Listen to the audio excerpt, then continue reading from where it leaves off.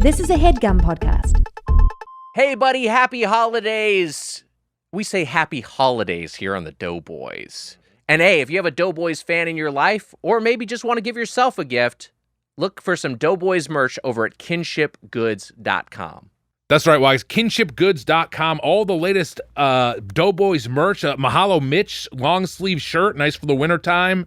That one's available. You also got, of course, the classic Five Forks hat, the Five Forks sweater. You got the Golden Plate Club, the Platinum Plate Club, and the classic Doughboys logos available as tees as well. Stuff some stockings with some Doughboys merch. Stuff some stockings with some Doughboys merch. Maybe even wrap one as a proper present. That's an option as well. Kinshipgoods.com. They'll be so happy. Maybe your stocking will get stuffed too, if you catch my drift. Oh, man, I'd love for my stocking to be stuffed.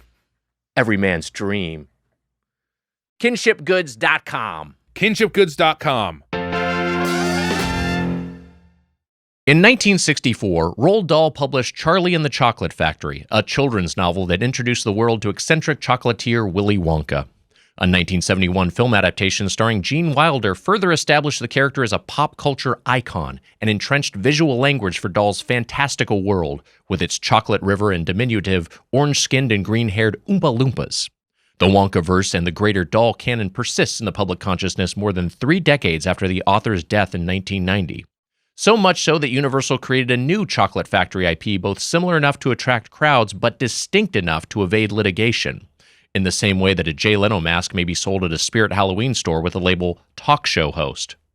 But although conceived with plausible deniability, just after the Coco-themed restaurant's August 2016 opening at Universal City Walk Orlando, the company was in fact sued. Not by the Dahl estate, nor by Wonka film IP holder Warner Brothers, nor by Wonka candy license holder Nestle, but rather by Adam Limley, an Ohio-based entrepreneur who claimed to have pitched the idea to Universal nearly a decade prior. The $40 million lawsuit was ultimately decided in Universal's favor, and Limley was forced to cover the multinational's legal fees. Orlando-based law firm Johnson Moss points to the case as an illustrative lesson. Quote, protect your ideas before you disclose them with a confidentiality or non-disclosure agreement, end quote. But although the concept survived and expanded, now with a triforce of outposts bordering Universal theme parks in Hollywood, Orlando, and Beijing, in December of 2024, as a cost-saving measure, the company announced its 2 walk-around characters, gender-swapped Wonka analog Penelope Toothsome, and steampunk Chocobot Jacques would be retired from active duty. So has this vaguely Art Nouveau-themed chocolate bar, not that kind, and restaurant evaded legal peril but still steered itself toward financial ruin? This week on Doughboys, the Toothsome Chocolate Emporium and Savory Feast Kitchen.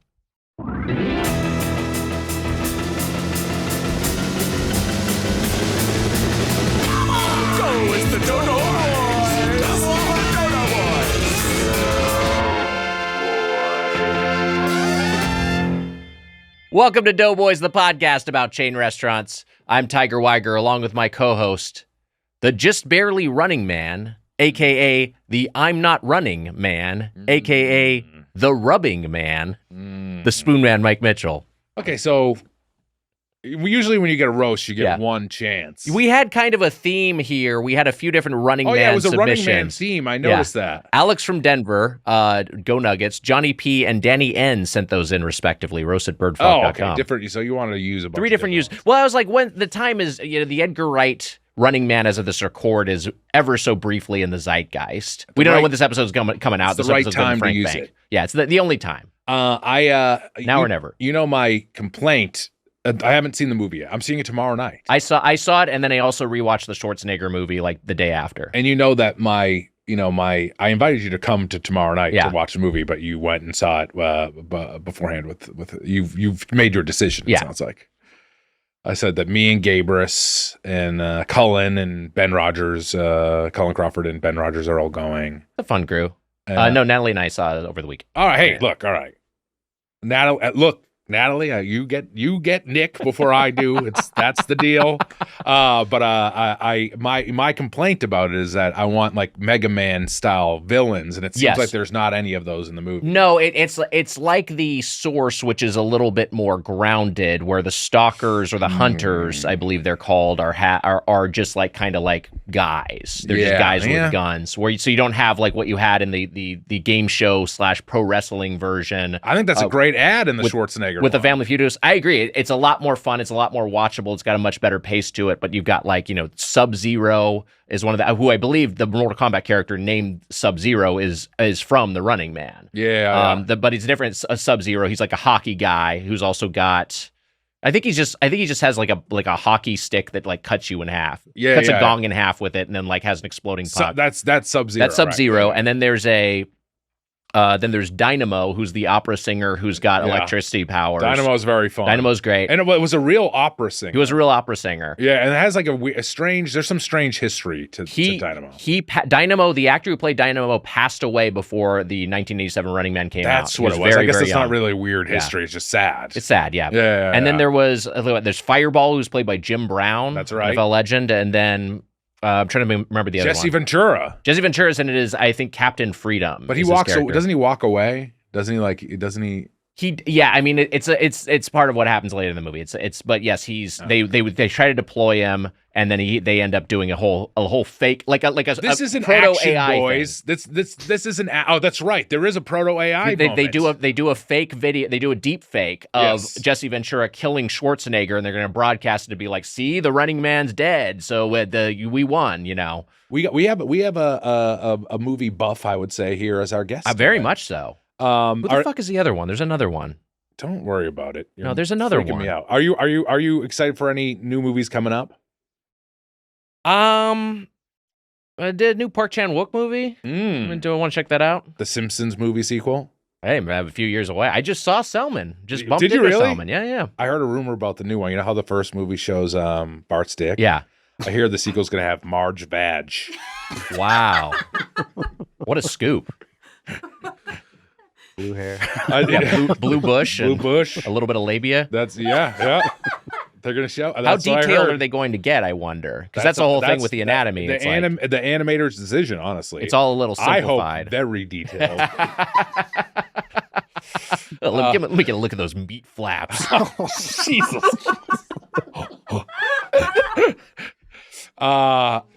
Speaking of movies, I saw Alana Haim. Wow. At a restaurant the other day. How about that? I won't dox where it was, but I saw celeb sighting. A celeb sighting. Only in LA. You know what? It's a place where I tell people to go for celeb sightings and they don't listen to me. Do you want me to say it and we can bleep it? Yeah, just say it. Yeah, of course. Yeah. Yeah. But you think everyone would know that? No. Okay. Yeah. But I think that's just the old school Hollywood. You think saying it on the podcast will now prime our listeners to go to this looking out for establishment? Alana Haim. I want to... And other celebrities who like to hang out there in a low-key fashion. Hey, I'm there. I've certainly seen celebrities there. Yeah, I'm there too. I sat next to a celebrity at the bar there. Can you say who? Jerry O'Connell. Wow. Pretty cool, huh? You could have... I'm sure you met him 100 times at Funny or Die. Yeah, I mean, but it's cool. That's pretty good. Yeah, I don't really know him, but I saw I've seen Haim and I saw Ham and Haim. I've seen Ham there. Ham is there quite a bit. Yeah. Anyways, we're not going to dox this place because there's some inside stuff you guys don't get to know about. Am I right? We got to keep some stuff for the Hollywood insiders. Hollywood's coming back. You guys don't get to know everything about it. That's the deal. Mitch, you know I'm spillmonger. I'm always spilling. That's true. I had a pre-show spill. I got myself a bean and cheese burrito that I was eating as a meal, and I had two little cups of salsa. Oh, I thought you spilled the beans for a second. No, I didn't spill I'm gonna spill the beans on this spill, which was a salsa spill. I finished my burrito and I was like, oh great, I came out of that clean.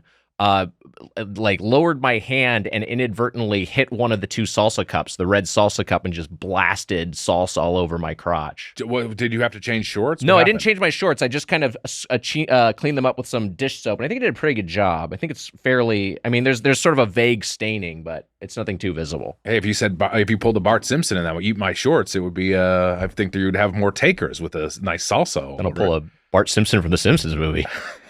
Show skateboard naked. Why did we didn't want to really see Bart's dick, did we? It's a funny gag, but no, we didn't really want to see it. No one had to see. I wasn't like dying to see Bart's dick. Finally, it's weird. Well, yeah, he wasn't dying to see an animated child's penis. Yeah, that's what I'm saying. He's a child. This is what I'm saying. He's canonically in fifth grade. I believe. We should grill Selman on this, but I think they overestimated how much we wanted to see Bart's dick. Yeah, I get it. It is funny that there's child nudity in that movie, but there's no blood in the Itchy and Scratchy because they were trying to get a PG-13 rating. That's wild. Versus it's a bloodbath on TV. Yeah, totally different standard. Mm-hmm. Yeah. You loved that moment, right?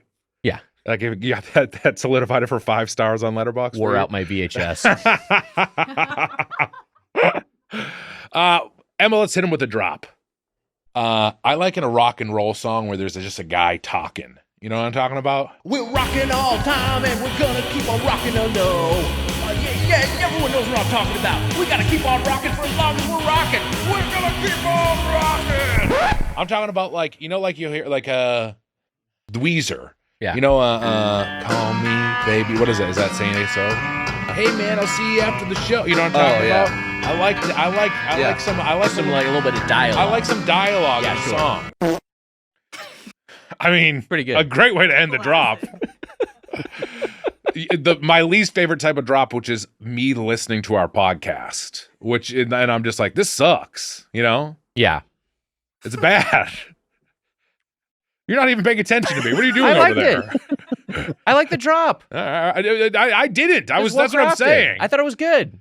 Hey, Doughboys, here's a little drop about Mitch's love for rock and roll and misremembering Weezer song titles. Thanks to Count Dracula for the inspiration at the end. Oh, Joe, all the best, Joe Bastian. I liked the drop too. It was good, Joe. Thank you. It's taken some of us talking, some of us bloviating, and recontextualizing it as an audio collage. That's what a drop is all about. What in the fuck? I liked it. They sort of took the thing that we riffed out, and then they added some musical accompaniment and gave it a little bit more. Yeah, that's flair. always been that's the fun. drop. I like it. What are you looking at over there? Are you looking at the? I just have my outline up. It's just my outline. All right, let's get our guest in here for God's sakes. Drops@birdfuck.com. Our guest today, a writer, podcaster, a friend, Mark Rennie. Hi, Mark. Hello. Thanks so much for making your debut here in the main feed. We've had you on the Doughboys Double, where we previously discussed Muppets canon. And it's very controversial. Well, here's the thing. We know you're a Muppets man. Yes. We're recording this amidst the Christmas season. A Muppets Christmas Carol, I feel like you're less of an enthusiast than Mitch. This does make me mad at you. Going to get his dander up. Can't do this. Yeah, it's my 4th favorite Muppet movie. 4th favorite, still pretty good. So what's Muppet movies number 1? I would maybe Caper. You like Caper one? That's pretty funny. Okay. Charles Grodin. Sure. Yeah. And then Muppet movie. And then Taking Manhattan. I mean, Muppet Caper, correct me if I'm wrong, has one of my favorites of all time. Hey, a movie.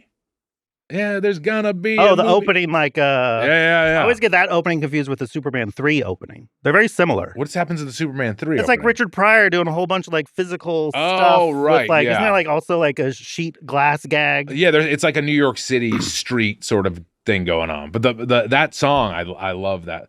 This might be your favorite Muppet movie. I thought you would be on board with this immediately. Look, I haven't had Disney Plus in years. I'm not rewatching it. I agree with that. I'm not a Disney Plus fan. Paramount Plus? Paramount Plus, I'm more okay with. Yeah. Peacock, I'm a team Peacock. But yeah, not Disney Plus and Netflix. Thumbs down for me. Fair enough. Yeah. Where did the plus come from? We just normalize plus. We're all saying plus. Yeah. What is the plus? What's the additive? Plus? What are we talking about? What are we getting? Yeah. Stuff at home? How about Disney Stream? How's that? That works. Disney Stream. Everyone knows what they're getting. I agree. They do know where they're getting. Who's the plus? Add the stream. I agree. Plus, who can? What does plus mean? That was my question. I know. I'm on board with you. I don't like plus. more at home, I guess. Yeah. It's I don't like it. Thumbs down. Your Muppet enthusiasm comes from the TV show. Yes, that's why I grew up with the TV show. Yeah. Yeah. That's my yes. Which TV show specifically? The original. It was just called The Muppets. The Muppet Show. The Muppet Show. I'd say this is the Muppets is kind of a black box to me. Like I've seen Muppet Babies, and then I've seen the Muppet movies that we watched. Wait a minute, you've seen Muppet Babies? That's it? I've seen Muppet Babies. That was a whole thing. What was even your connection to it? I mean, like well, it was just a cartoon that was on, and so I was just like, oh, Muppet Babies, I'll watch this. And then when I watched the actual, is this recent? Yeah. Muppet Babies, I'll watch this. This is last week. Seen Bart Stick enough times. Yeah. See some Gonzo dick. When I was a kid, no, it was just a show that was on, so I just watched it like I watched anything, and so I just had it on. And then when I saw the actual live action Muppets and their puppets, I was like, they look weird, and I didn't like them as much as I liked the cartoon. Oh my god! So that's one reason I never got into the Muppets. For the purpose of this podcast, I did watch. You're an insane man. No, I'm just saying that was my kid brain. The original Muppets that was my kid weird? brain. But that was my kid brain processing it. Like if I saw the original first, it's like people who saw the prequels before they saw the sequel or the original movies rather. They've seen episode 1, 2, and 3, and then they see 4, 5, and 6. Like these look old. Why does everything look like it's from the 70s? So you watch the Muppet Show and you're like, where are their legs? Exactly. Yeah. It takes you out of it. Yeah. Yeah. Why is there music running through this whole thing? Where's Nanny? We love though. Talk about legs, va va voom, huh? There is a segment in Muppets Take Manhattan. Muppets Take Manhattan where you see the Muppet Babies. Wow, that's fun. In live action. Wow, how about that? Look, we'll talk about the third one? Yes. Okay. We'll talk about this in Monk. The Mank. We're gonna do Muppet Mank. Oh yeah, we might do a Muppets month at some point. Monk. Yeah. Oh yeah. We'll so you've never watched like the original show from like the late 70s? No, you should. The Linda Lavin episode. Okay. Mum and Sean's did an episode. There's all these weird like 70s figures that like were popular at the time, but now you've never heard of. Yeah. Elton John has a fun one. Oh yeah, Great. That's a famous one. Yeah. When he is he the Crocodile Rock? Is what right. Right. Yeah. Vincent Price did an episode. Wow. I think you would love. I mean, you'd have to get Disney Plus. Oh, boy. Or just buy the DVDs on eBay. Okay. Support local business. By the way, we're launching Doughboys Plus. Oh. You can see our feet. You're just gonna. That's all it is. That's all Doughboys it is. You can see plus our feet. Feet pics. And every staff member is involved. Doughboys. Doughboys is pretty good. Doughboys Plus. You can make a mint. I think that sadly we have said this before that like if we just sold our buttholes we would probably do pretty well. I wonder. This is the thing. There's no amount that would make me feel good. Because it's $1 million.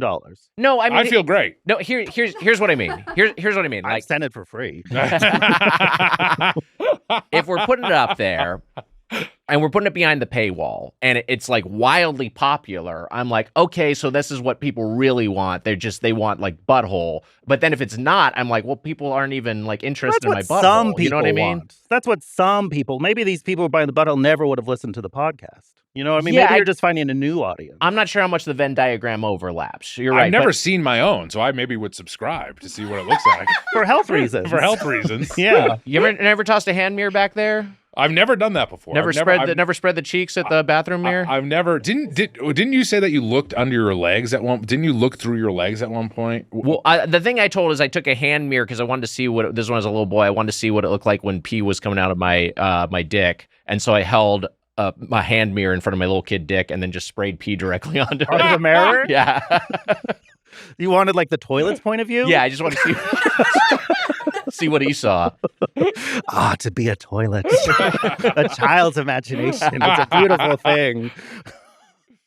You gotta get on I guess to see the Muppet Show you gotta get on Disney Plus. I think that's the only a lot of great Muppets. I think he would love the Muppet movie. I bet I would. Yeah. And also here's a spoiler for you. You might see Muppets you might see a whole body Muppet at some point. Okay. I just have a hard time with like the newer like post Henson ones because it kind of feels like they were doing like their SNL character. Like it's like seeing someone else do like John Belushi's Samurai. You know what I mean? It's like that was their thing. Yes, and it feels weird to have someone else do like this character who's like such a part of like their original puppeteer's personality. Sure, like it was like their I get pitch. what it you're was saying. their character. Yeah. So it always kind of there's like weird disconnect to me where it feels like Frank feels like Oz still cosplay sometimes will everywhere. still pick up Miss Piggy, right? Like when he's alone in the dark.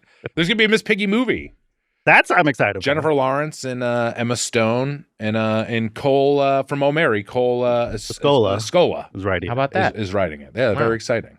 Yeah, we're gonna get you familiarized with the Muppets at some point. What about Dark Crystal? I must have seen Dark Crystal at some point. It seems up your alley. Yeah, I bet I have. What about you saw Labyrinth and all that stuff? I've seen Labyrinth. Yeah. Yeah. I like Labyrinth. Yeah, Labyrinth is good. It's fun. Yeah. So on it. It's fine. What is it? Okay, it's amazing. I mean, Labyrinth is good. It's very fine, good. yeah. I mean, look, I think that it got very popular. Is that the issue? Is it become too popular? And Yeah, it's too popular. I like uncool Muppet things. so you like the SNL Muppet segments that were on that are like super No. dog shit? I don't think I ever did. Did you ever see any of those? Only when I watched Saturday Night. There was a reenactment of There was, but they use like they don't have the rights to the Muppets, right. so they have like a public domain Muppet. Yeah, they were like really shitting on Jim Henson in that movie. Yeah, for some reason they were like, oh, let's make this guy look Jim like an Henson asshole. was like considered like so benevolent. Yeah. and- Yeah, people loved him. Yeah, I don't know. I don't know. Strange. I didn't get that take as much in Saturday Night. But besides that, perfect movie. Yeah. Well, I think you would love a lot of the Muppet canon. So You are a movie man, as Mitch mentioned. Mhm. Do you have any 2025 films that you particularly enjoyed or had a strong reaction to? Well, I just saw my brother's here. I took him for the third time. I saw One Battle After Another for the third time. Wow. I've seen it Wow. on 3 unique formats. Okay. have you seen it? I had not seen it. Wow. And what do you think? It was crazy. Yeah. It was a fun ride. Yeah, it's great. It's great. I loved it. Mark, your brother Mike, we should explain, Yes. is not in the studio under duress. No. He's not tied to a chair. Yeah. We're torturing him by making him sit Yeah, here yeah. and listen to Yes. this dog shit. But I love that. Haim, speaking of Haim, she's in there. Yeah. Poor she's- little wig gets blown right off. Spoiler. Yeah. It's on digital now. I think it's on- I haven't seen it yet. Oh no! You haven't seen it yet? There's a fan and blows her wig off, and then she's distressed for a little You bit. But then don't. it's You don't. fine. Everything's fine. You're fine. Everything's fine. It was great. What else? I liked Clown in a Cornfield. Did you see I I Clown gotta haven't see in seen a Clown in that. a Cornfield. Like, it's not great, but I was like entertained. I normally don't like teenagers in movies. Yeah, sure. So I'm not interested in their stakes. Like, there's no Right. stakes. You're fine. Yeah. You're gonna be alive another 20 years. It'll be fine. Yeah. But this one I thought had pretty funny teens. Okay. I was entertained. It's the Is guys it a who horror did- movie? Yeah, it's like a slasher. Okay. But it's based on a series of young adult novels. Oh, wow. But they made it like really violent. Wow. You know what Clown in a Cornfield reminds me of? That time your dad visited Iowa. Okay. You go too far. Fucking clown ass dad. Was he a clowner? No. This Oh. is a bit. This is a thing Mitch made up. Says my Clown dad's a ass clown. dad. A lovely man. I love your dad. This is the truth. He's a great man. I text him. I have probably equally meaningful conversations with your dad and you, and I talk to you 100 times as much as your dad. A great guy. Yeah. But I just like to call him a clown ass dad because it's fun. Fair enough. No. Oh, you know what I saw that had a reaction to was Dime I Love? I just saw that. Oh, I gotta Jennifer see Lawrence, that. Robert Pattinson. There's like a thing with a dog in it where like the dog is just like, it's meant to be annoying, but for like 15 minutes, it feels like the dog is like constantly barking. Wow. And it's like meant to be annoying the character, but it is also annoying me. Yeah, sure. Yeah, that's And funny. Spoiler, this was the first time ever in a movie I was happy a dog died. Oh my god. Oh my I was like, god. I normally like hate when dogs die in movies. I don't like when, but like this was the first I was like, oh, thank God it's over. Wow. That's Because it was fucked so up. aggravating. But you're like, yes, put this dog out of its put us out of our misery. Yeah. If Jemmy ever dares bark in here, we're going to put her in a Silence of the Lamb mask so that she can't do it again. We're going to muzzle her ass. Right, Jemmy? Good girl. Perfect. See, she doesn't do it, though. No. A perfect podcast dog. Perfect. Yeah. She really is. Barked She's like cute 5 as times hell. in her life. Wow. She's been she barked at me out of excitement, which Yeah, I she- love. She does like greeting barks, little Yeah. tiny baby hello barks. But Yeah, that's it was like a little Yeah. like she was so excited. She was Half excited growl, today yeah. too. Very And then that excited. excitement went right out the as soon as we started to record. All that excitement went away. Clown in a Cornfield, the horror is like a genre you're a fan of. Yeah, I like a lot of horror Do you have any, because I know we were talking Shudder a little bit when we were at Yes. lunch, but do you have any particular horror favorites? I mean, they could be all-timers or they could be recent picks. Well, like my favorite slasher of all time is probably the original Sleepaway Camp. Okay, yeah. Great movie. Very fun. Yeah, that's a hoot. At first, you think like 20 years ago, I think it was considered problematic, but now it has actually been embraced by like the queer community of like, yes, this is why you don't misgender people. It's like actually a positive message because look what happens. It's like you could tell it's like made by people who haven't like normally made a movie. It has like this. It's made by a bunch of like people from Long Island, I think. So it has like that flavor. Right. And very similar to the Simpsons movie, there is a scene quite like that scene in the movie. Which one? There's show Hog. Yes. There's Hog in the movie. So the dome? There's no dome in Sleepaway Camp. God damn it! Sleepaway Camp that's a great one. It's yeah. Classic. And then franchise, I always come back to Nightmare on Elm Street franchise. Yeah, sure. So great. Love Nightmare on Elm Street. I was thinking lately that like the new generation, when they think Freddy and horror, they're thinking Fazbear, Five Nights at Freddy's. How dare you, these children. Because now they have the Black Phone 2 try to do a Freddy thing. And he's totally lame. Is he really? I haven't seen it. He doesn't do anything like in the dream world. There's no like difference between the dream world looks exactly the same as the real world. Oh. So like this guy's like no imagination. The grabber like sucks as an auteur. Yeah, that's a bummer. We were like spoiled with Freddy. I was thinking this. Grabber. Also, I don't know about the name. The grabber. Justin Kiley, my very good friend Justin Kiley from Quincy, he took his daughter there, and she's younger but loves horror movies. And when she left, she was like, "That was like a lot like Freddy from Nightmare on Elm Street," and he was very proud of her for like knowing. Hey, there you go. Yeah. That's right. Mm-hmm. Yeah, wasn't grabbed by it. There was a sleepover when I was a kid, and they had two different movie options. One was a Freddy movie, and one was a horror comedy, Saturday the 14th. Oh. And I opted to see Saturday the 14th, and I thought it was funny. Wasn't like Richard Benjamin in that? I don't know. I remember. Sounds like you ruined everyone's night. Yeah. No, there were two different VCRs. There were two different setups. Wow. Yeah. One room goes here, one room goes It was the exactly other. like someone goes to the family room, someone goes to the living room. What a palace. I know, right? Which, as you know, for my friend Dan Tufo's birthday, they all went to Hot Shots Bar Do, and I went to see the Super Mario movie with his dad and his younger brother. The three of us went together, which was the dorkiest move you could make, was like the three of us seeing this very shitty Mario movie. It's bad, right? It's an but when you're a interesting kid, movie, you don't care. Yeah, I was very excited to see Mario. And then I never really saw Hot Shots Brought Do in theaters, not until it came on. Oh, video. man, you missed out. You got to see it on the big screen. Pat Proft, what a visionary. They really gave it to Saddam. There was they did some good work there. The Super Mario movie, the original, which I've now seen like a half dozen times, and each time I see it, I'm like, maybe like it a little bit more, even though it's not good. It's a weird. mess. It has no relation to the actual IP, but it's like kind of just like has a real aesthetic to it, and it's made by guys who have like the Max Headroom guys who have some like visual panache, and so they've just made this sort of unique sort of film that you would never see today. Because at least it has like personality. Yeah, right. So many things are just lacking personality. Everything just feels like they're trying to appeal to the most possible people, and it just feels like a corporate product. And now everyone has like the license holder has such a stranglehold over their IP. They're imposing so many restrictions that you would never see something that's unique. But I also saw like for that, but it sucks too. They just recently came out with like a $70 like Blu-ray box set. I'm like, not every movie needs. Yeah, you could just do a $24 4K is fine. No, we don't need the Vinegar Syndrome release. No, of not everything. is a prestige release. Is it better than the Super Mario Minions? The Illumination one? The Illumination one? I think the Illumination one's a more functional movie, and the Illumination one does look awesome. It has some awesome looking sequences. It looks good, but I don't know about the I don't know about the rest of it. You didn't like Mario's arc of learning to stay confident? I obviously learned nothing from it. I don't know. Here's like, can I tell you what I like about Shudder? Shudder, a thing you do when you're scared. True. But also very important aspect of filmmaking, Nick. Yes, Mitch. The shutter helps with exposure. Yes. Thank you. So when the shutter is opened. It's a homophone, of course. It's not spelled the same way. Yes. Homophone, shutter with two indeed. D's or two T's. Yes. I guess if you wanted to be pedantic about pronunciation, shudder and shutter. Yes. Now, I'm usually a double D man, if you catch my drift. Hell yeah, my guy. But in this case, I'm a double T man. Hey, man, I wouldn't kick double T's out of bed. Okay. That woman's got a real bad back. Double T. What would be the double T in bed? I don't know. Well, sounds like a set of testicles, double T's.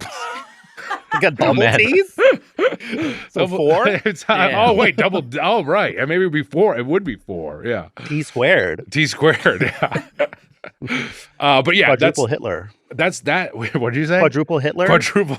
He had one ball. I forgot this about Hitler. Wow. That's the one thing I know about Hitler. He had just one nut. Mhm. He was a painter. Hitler was a painter. We don't talk about that People enough. don't talk about he was a painter.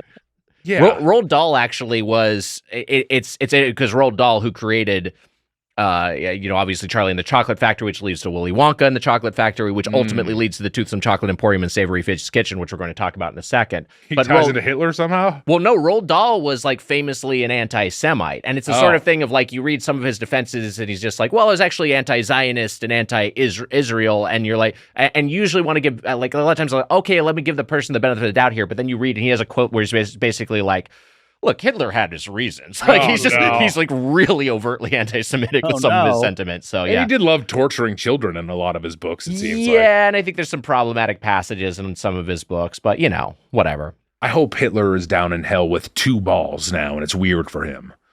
His pants Oh, don't he'd be fit so right. confused. You know, He was, that's what he deserves. Yeah, to that's- be yeah, slightly yeah. uncomfortable.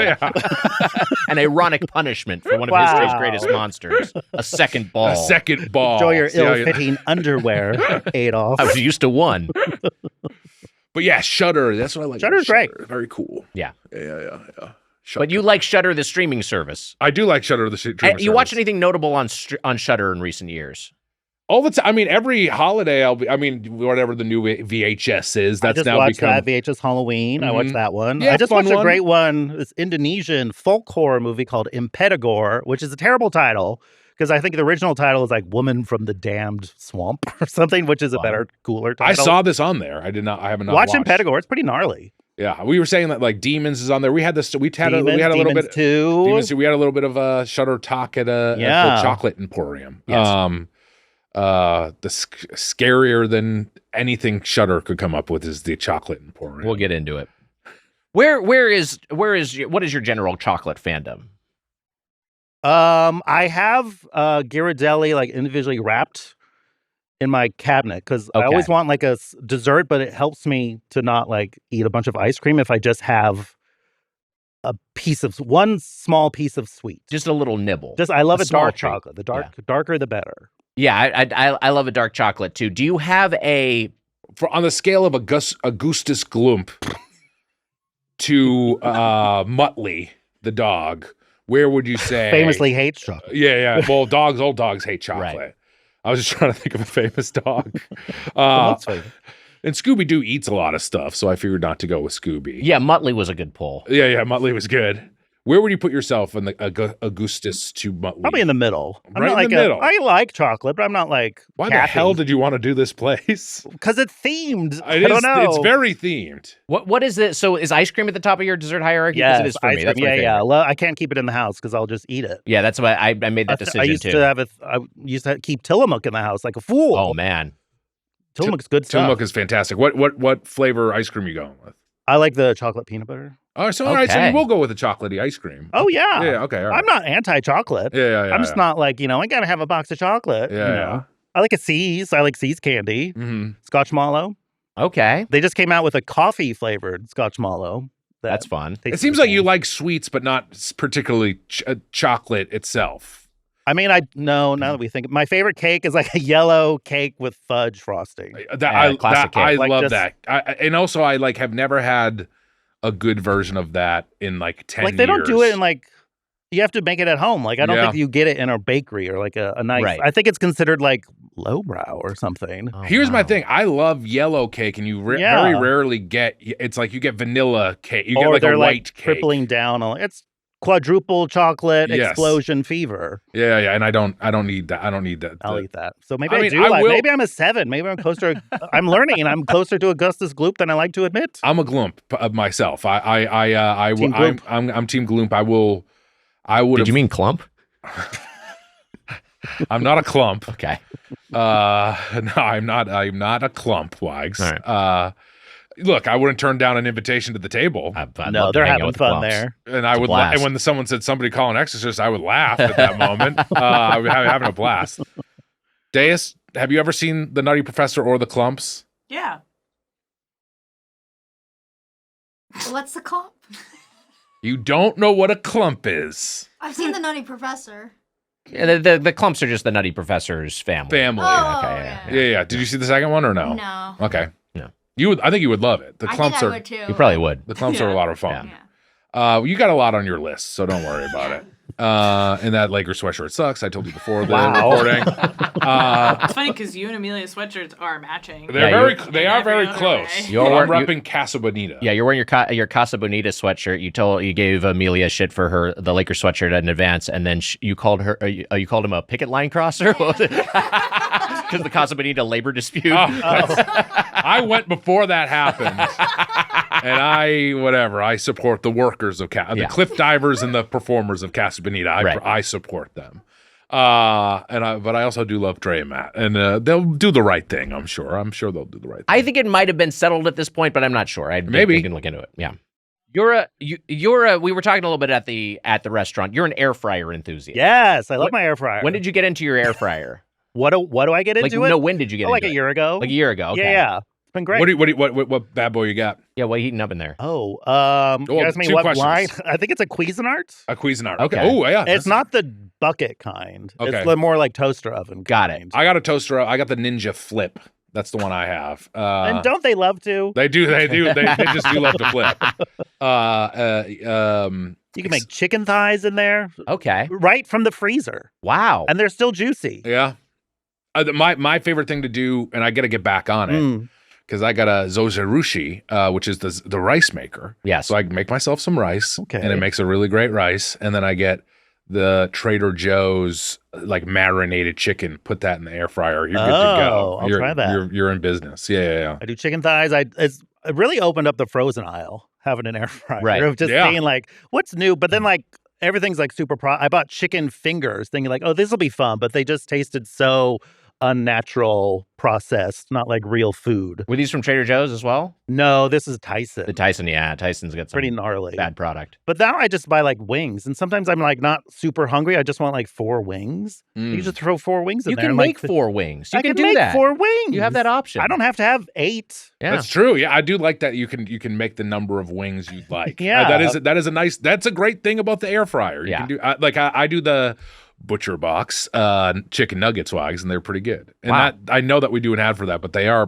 pretty damn good if you want to try the Butcher Box chicken nuggets. Give me a code. Code Dough. Doughboys. Oh, Doughboys. Thank you, Emma. I'll never remember that. I wonder if we'll get a message to like not advertise during our show or something from them. I don't think the advertisers mind if you're tossing Just them giving some them extra free free ads? promo. Don't you dare say our name.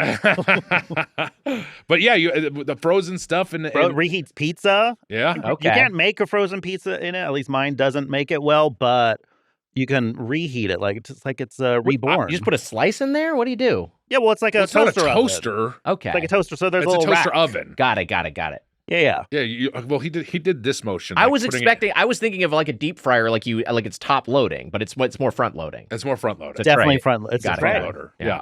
Wow. Just remember Green Day's drummer. That's what I have to do. What else did I do? A lot of chicken. Yeah, sure. Yeah. I was a microwave pizza guy for a very long time, and like when you put it in the oven, I was like, this isn't the same thing. But the air fryer did kind of change me over to air frying the pizza. I always had an issue with it drying out too much, and then the microwave almost like kind of like maybe too much makes it a little moist. Yeah, a little limp. But I was still like, I like it. But now the air fryer is the way to do it. There's a pizza setting, you just put it on that, and it's good to go. Our microwave broke at our apartment, and it's one of those things where it's like built in, and so it's something that we'd have to just anytime we contact our landlord, who's fine, but they're always like, well, you just take care of it, and we'll reimburse you. So I'm just like, then this is gonna be a thing I'm gonna have to do, and I just don't. So we just haven't had it fixed for like a couple weeks. And it's crazy how quickly we adjusted to just not having a microwave. It's like pretty easy to just not use a microwave. I only have counter space for one appliance, so I had to pick an appliance. And at first it was a coffee maker, Okay. but then I was like, no more of that. Then I got the air fryer. Are you off coffee? No. Okay. I just don't make it at home. But I had to choose. Wow. And I haven't had a microwave now in like 4 years. Yeah. And it's fine. Yeah, you don't really need Air one. fryer is one of the things I use the most in my I home. use it all the. It's not. I was afraid it was going to be like an Instant Pot situation. Right. You know, everyone's like, oh, you got to have an Instant Pot. Now everyone has it collecting dust. You never use it. You know what? I got the Instapot, and I never even did one thing in the Instapot. I got some good. It was a gift. I got some good use out of the Instant Pot for a bit, but it's enough of a hassle, and the recipes are bespoke enough where I just kind of fell out of usage. It fell out of usage, and then at a certain point, it like moved from being on like a fixture of the countertop to being in a cabinet. So now it's just like, I haven't used it in like a year plus. You know what? I'm gonna take out the Instapot. I'm gonna try. Yeah, it. 'tis the season. Yeah, why not? Make a chili or something. Yeah. You get bags, right? You can just buy bags for the Instapot, right? Isn't that what you do? No, that's sous No. vide. Not You're necessarily. talking about sous vide when you like put it in the warm water. I think you can sous vide in the Instant Pot. Okay. Yeah. You can probably put bags in it, see what happens. Yeah, I'll put a bag in there. Throw some bags in there. Yeah, see what happens. What's going to happen? Some Well, bag bag stew. soup. Yeah. Soup versus stew. What would you rather have? A bag stew or a bag soup? Let us Tweet know at us. in the comments. Hashtag that's bag right. soup or hashtag bag stew. Log on to X, the Everything app. That's right. And tweet at us, or X at us, what you think. Or log on to Blue Sky and sky at us. Yeah. You Proof? say Blue Sky, I say X app.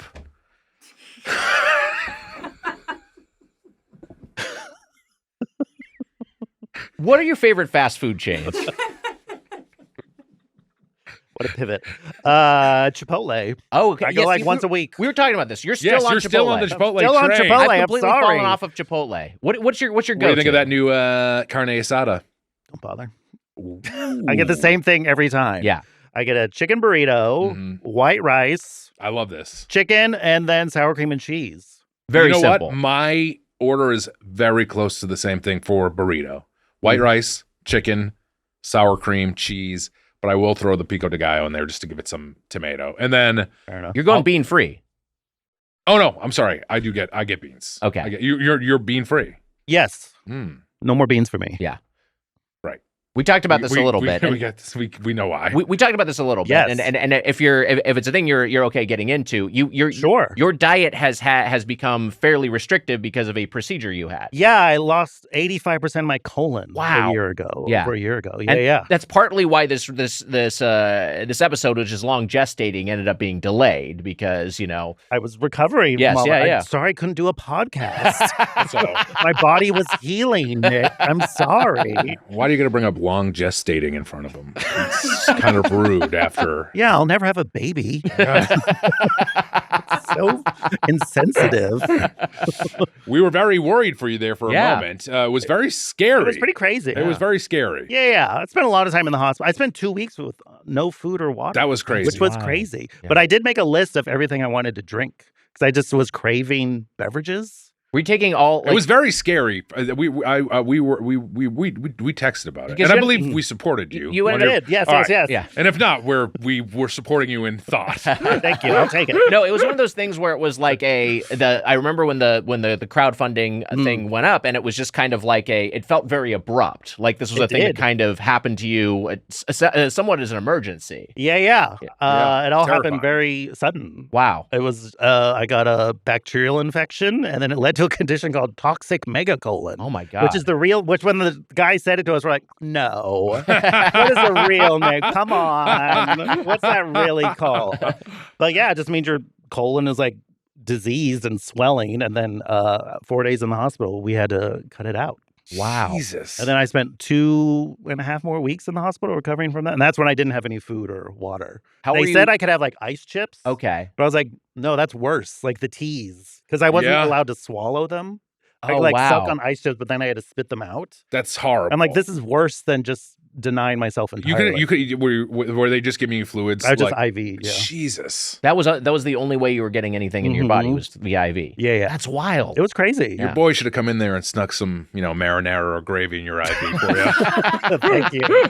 Helped you out a little bit.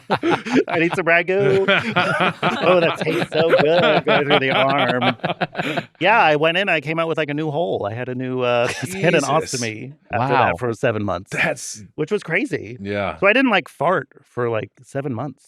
That's crazy. The butthole was shut down. There's some plus sides here. There was some plus, but every now and then you would, because your body still creates mucus. Oh my god! So every now and then you're like, oh, it's been a month. I think I have to go to the bathroom, and like you're just like unfamiliar with that sensation after a while. That is wild. That was crazy. I did that. I did a water fast for 4 days. I did it for a while because I got to 90 hours, didn't I? Yeah. I got to 90 hours. That's when you're just drinking water. Just drinking water. Yeah. 24, 48. Oh yeah, because I think I got to 96 hours, didn't I? Or I got That'd right be 4 around days. there. Yeah. Yeah. And then and also like you're not really going to the bathroom then. You know what I mean? bet. Like you're just drinking water. Yeah. Yeah. After the first day or whatever, and that was weird just for a day or two, so I couldn't imagine what it was like. 7 months. 7, yeah, that's crazy. And did you? At what point are you eating solid food again? It was like pretty quickly, like a month afterwards. Yeah, got it. It's pretty quick. So your diet is starting to normalize at this point, but there are a lot of restrictions that have maintained to this day. Anything high fibrous I can't have because essentially your colon breaks all that down, and I don't have that. So I just can't have anything really high fibrous, like no raw vegetables, no beans, no nuts or seeds. Essentially, That's but like I can eat it. It's not gonna like or whatever too. It's not gonna like kill me. It's just gonna make me uncomfortable. Like I Right. tried 4 peanut M&Ms a few months ago. Like let me just see. I've recovered now.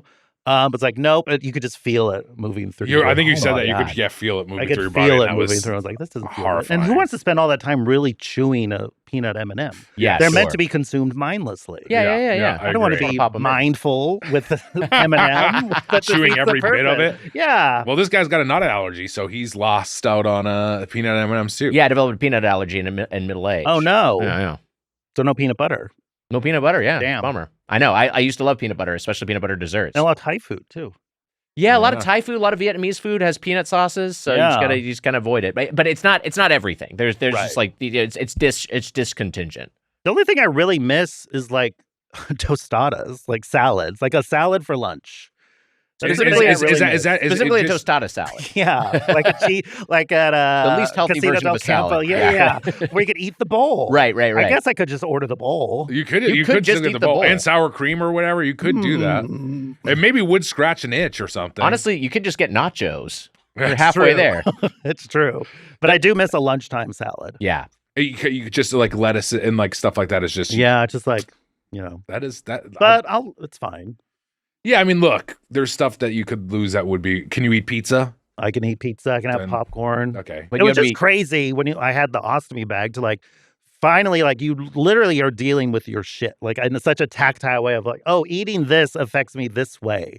Like I never was more aware. You just become very aware of your body and how it works. That's And just wild. like, oh, how it made you more proactive and like learning to eat better. Yeah, because I mean, like, I remember when I was a kid, I had no connection between what I put into my body and what came out of it. I just like did not even process that there was like, oh, if I have like I heat up a can of chili and then I drink a glass of chocolate milk, I might have a weird shit afterwards. Like, But I who was cares? Not, exactly. I was just not even thinking about that. And as an adult, you become a lot more aware of the connection. But yes, you have like. There's almost like a level of intimacy with your BMs. Yeah. You know what I mean? Yeah. You're literally like holding them, right? Yeah. Wow. You feel it.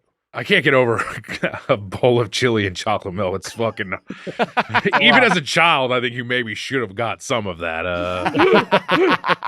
Oh, you didn't understand it. It would be funny, like hearing because the ostomy, the stoma, that's like the external butthole, essentially. It would fart.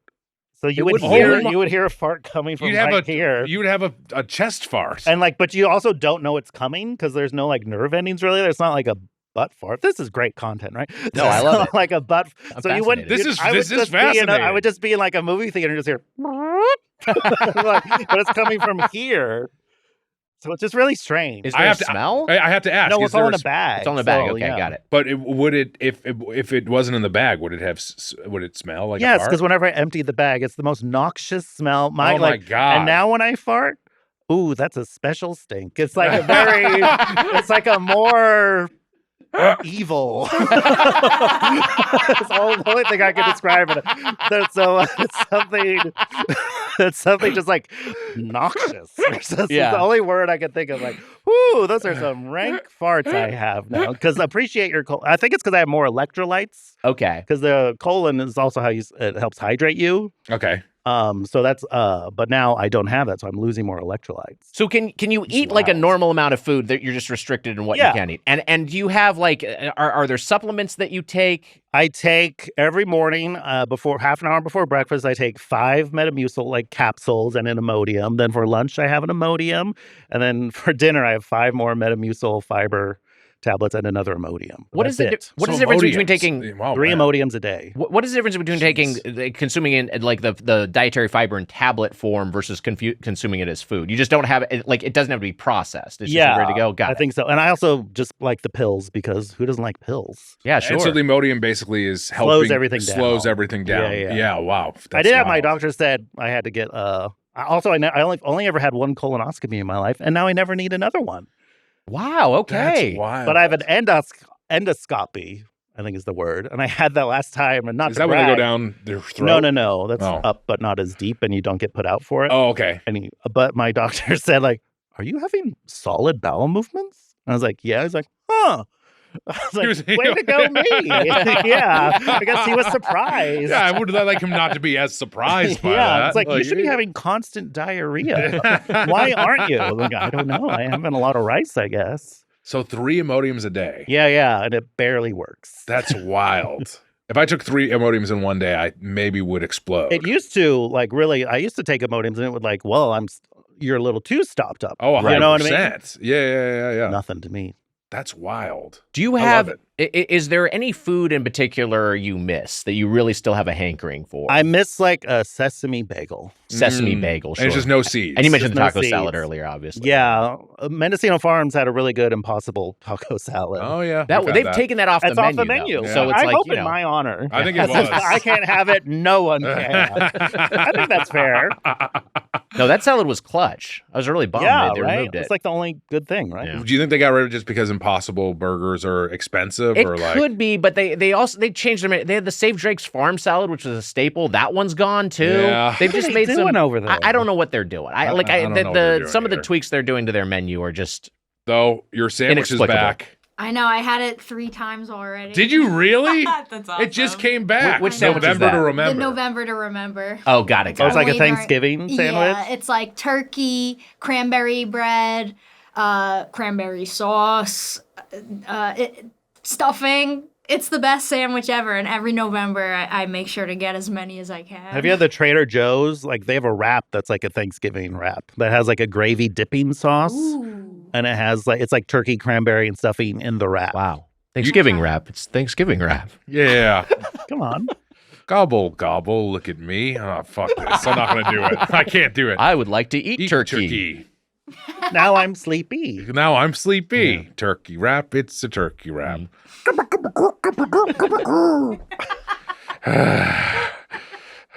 Don't look embarrassed for me. Emma was doing the right thing, laughing. You were looking embarrassed for me. Also, by the way, you said sauce like the most New York person I've ever heard in my life, with a cranberry sauce. Do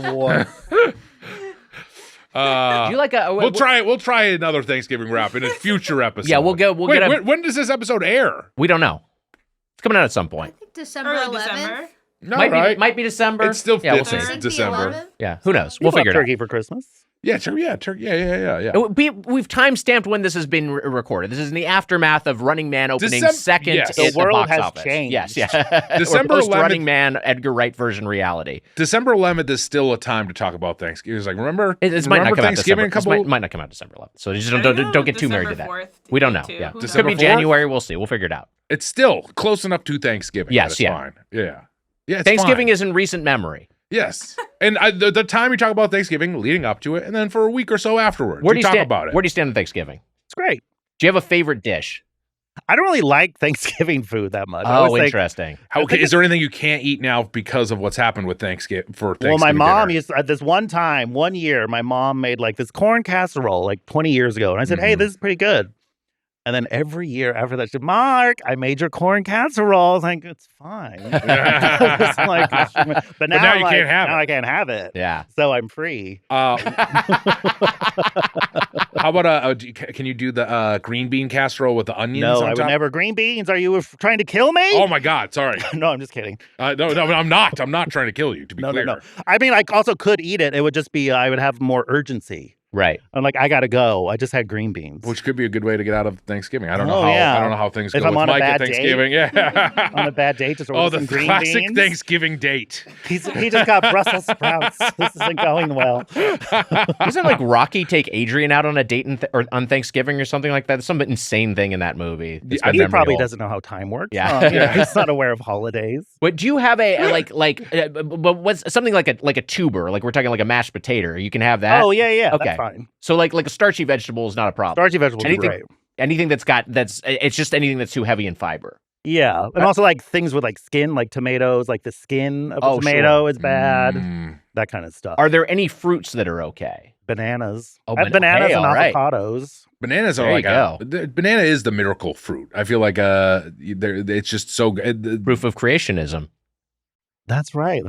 Yeah, Wait, I've seen that video. I think it's like a Kirk Cameron thing. He's talked about how like the banana is so perfect that it shows that the God's divine plan is behind, Earth's bounty. All right. Yeah. I didn't know that. Pretty persuasive. Way to go, Kirk.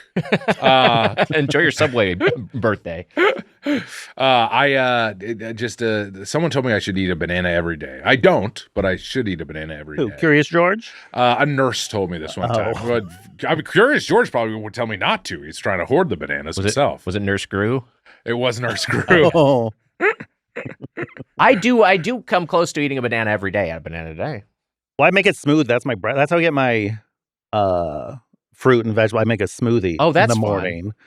But I'm also like fine having the same thing literally every day. It's just banana, blueberries, avocado. Yeah.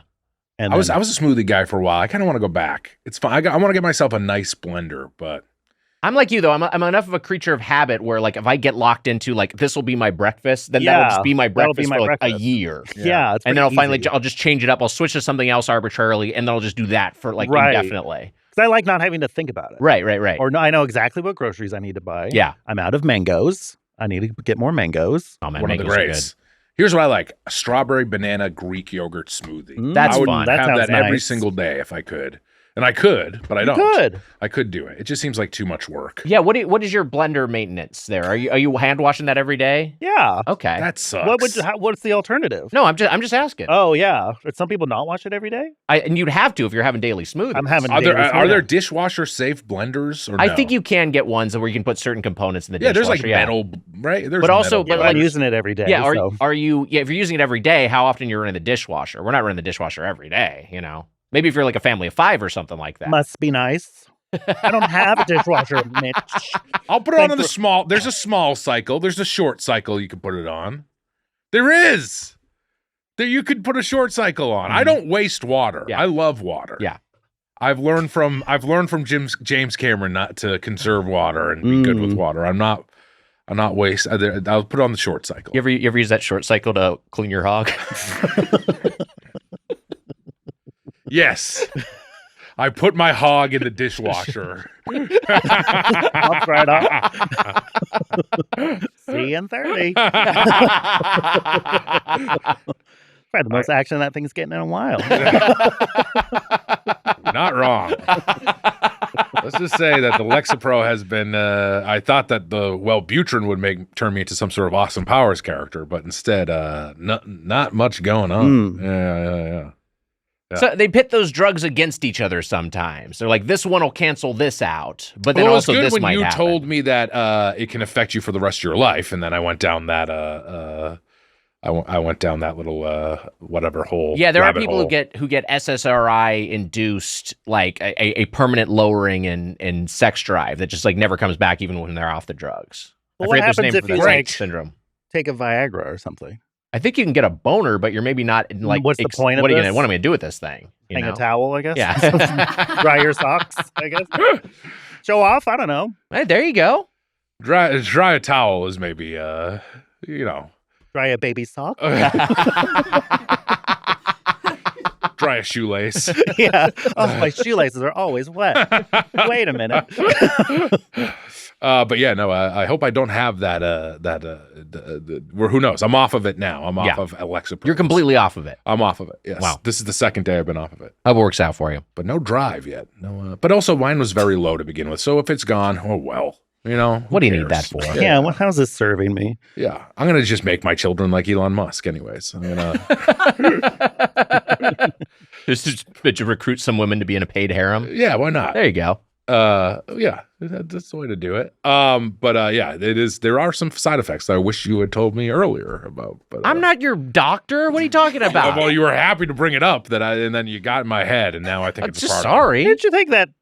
Prescribe this to you. This is off top, but that new Superman movie mentioned harems a lot. They did, yeah. They did. It was really weird. They leaned into harem. Yes. Here's the thing. I think there should have been a joke in there. There should have been like one when they're going through all the women who are, or like all the people who are giving their testimonials about like Superman has a harem. It's disgusting. There should have been one woman like, I'll be in your harem, Superman. I'm sure like a few boys would too. Yeah, sure, that'd be fun. Come on. 100%. Yeah. We needed more people being horny for Superman. Someone should have been horny for They're all horny for Jimmy Olsen instead. They were all very horny. That was fun, though. I did like Sure, that. that's fun, but we want to see him be, but come on, we want him to be horny for Superman. Yeah, someone should have been horny for Superman. Mm-hmm. Someone who wasn't sitting in the theater. You saw it at the Tiki Theater, right? All right, special screening. All splash zone. Did you like the Superman? I liked it. I thought it was fun. Yeah, it was fun. Good time. Yeah. Well, you know what? To bring this back into where we're talking about today, I went to the theater right after we had our lunch. Oh, you saw Predator Badlands, I saw Predator Badlands. We said this. There is a Bruce Springsteen movie out, and Predator Badlands has the better Bruce Springsteen title. Wow. Deliver Me From Nowhere is not as good of it should be like Born to Run or something. Well, it's weird there's like Springsteen, Deliver Me From, like it's a franchise. Yes, kind of Springsteen, Deliver Me From, yeah. They should have just gone Born to Run or Born in the USA or whatever. The title is kind of one of those like a camel is a horse designed by committee. It feels like there are too many people who are like oh, Deliver Us From Nowhere. People throw Springsteen in there. You know what I mean? Right. Like it just it got tweaked to hell. But yeah, something like Born to Run is like, why overthink it? How about Springsteen Born Again? Because it's Born to Run and you know what I'm sounds saying? like he found sounds Christ. like he's evangelical. I guess But I don't think he has. I don't think he has either. Yeah. Hearing those lyrics. So maybe we'll get one at some point. Well, maybe we'll get a Springsteen Born Again at some point. I hope so. But Badlands would have been like a good title. Sure. I think better than Deliver Me From Nowhere. Yeah.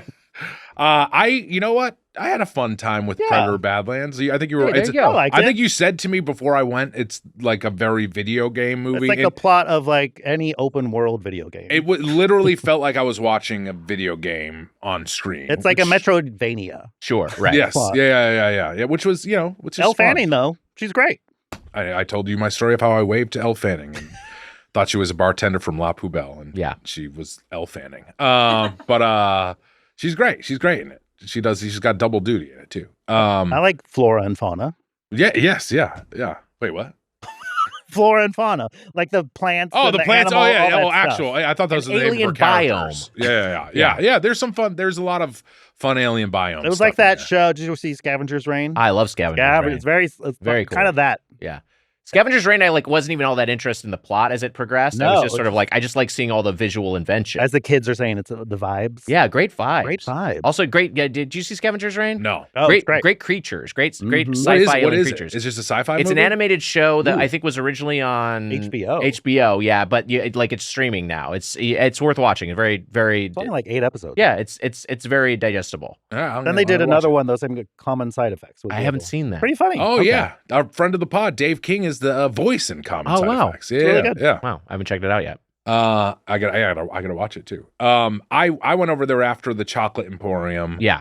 And it was compared to the Chocolate Emporium, it was more of a highlight, I gotta say, besides being with good friends. Did you get any sort of concession? Because you're all filled up with Toothsome Chocolate Emporium and Savory Feast Kitchen. Kitchen. It was, and it hurts me to not get anything when I'm at the theater. Not even a big soda. Not even a big soda. I just had a huge. I had a refill of. Remember we did Coke Zeros right towards the end there. You do? And I had like chugged a big Coke Zero on the way out, and I was like, I always need to have some. I bring a refillable bottle of water. Yeah, I got to sip something, like because you went in dry and you stayed dry. I stayed dry the whole time. That's right. Did you have to take a urine break? No, that's the plus side. Wow. There was no, I did not piss throughout Predator's Badland. Pre-show pee, and then you were good to go. I don't even think I did a pre-show pee. How did you possibly You're a machine. What happened? Look at this braggart. I don't know, dried up in there somewhere. I'm a dehydrated man. It's a desert in there, so probably just probably just dry. But now you talking about piss makes me kind of have to piss. So I don't. Do you want to take a piss break? No. We can take it. We do a bathroom breakdown. I'm pretty good. I drink like a liter of water before I go to bed, and I wake up 8 hours later, and I'm really fine. Wait, yeah. really? Mm-hmm. How close to bedtime?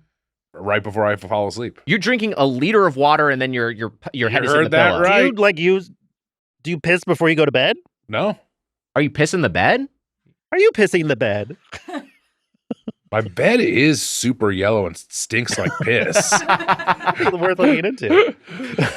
So I wonder. No, I'm not pissing the bed. Because if I did, the last time I almost pissed the. What's that? Was that sweatshirt white? This is a white Casa Bonita sweatshirt.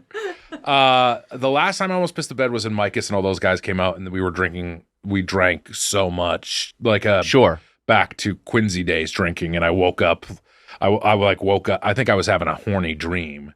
And then I woke up and I was like, I'm pissing, and I ran to the bathroom and I pissed. But I was, sorry, go ahead. No, that's the last. That was Wait, you were having a horny dream and then you started pissing. What happened? Dreams don't mean piss, you know that. Yeah.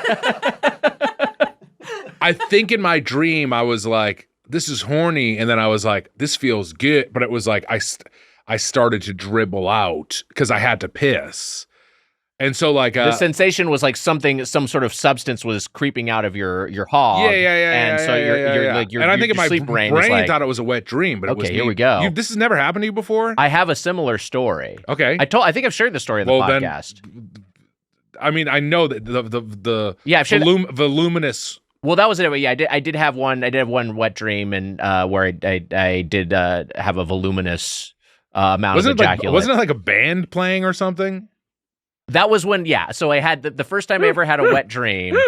It was just like I was sitting on a park bench, and there was a sousaphone player just going boom, boom, boom, boom, boom, boom, boom, boom, boom, boom, boom, and I was just watching this guy, and then it just busted, and I woke up.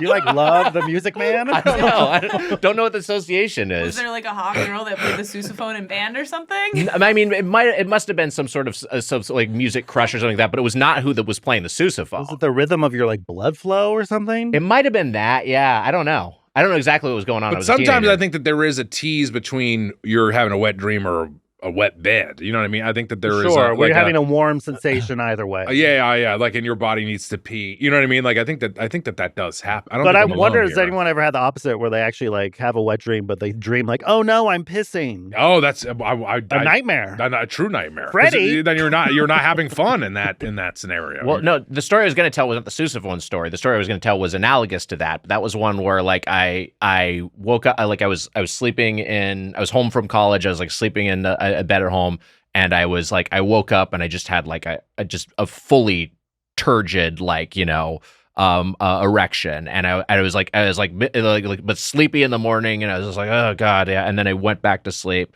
and then I woke up, and boner was gone, and my underwear was wet, and I was like, oh no, I had a wet dream. Oh, this is so embarrassing. And I kind of covered myself up and walked over to the bathroom, and I took my underwear off, and I'd shit my pants.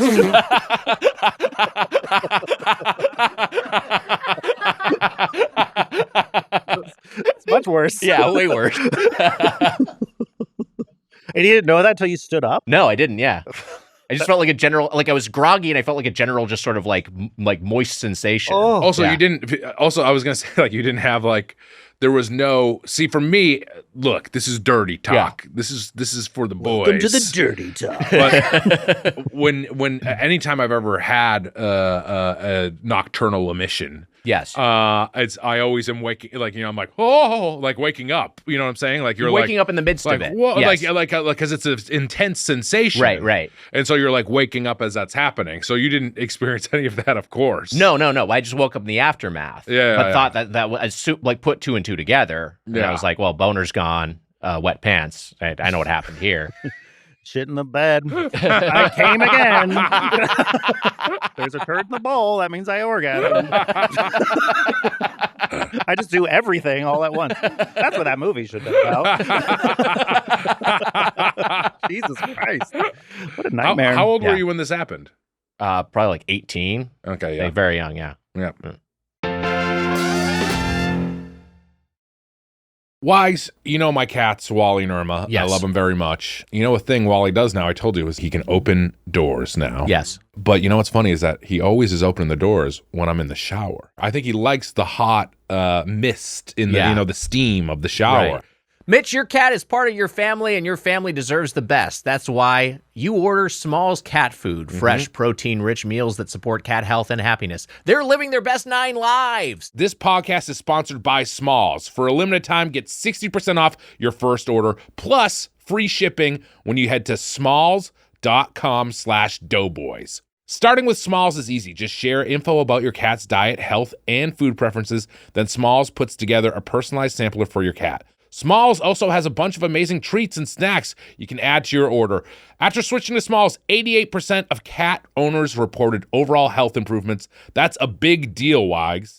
And the team at Smalls is so confident your cat will love their product, you can try it risk-free. That means they will refund you if your cat won't eat their food. What are you waiting for? Give your cat the food they deserve. For a limited time, because you are a Doughboys listener, get 60% off your first order plus free shipping when you head to smalls.com/doughboys. That's 60% off your first order plus free shipping when you head to smalls.com/doughboys.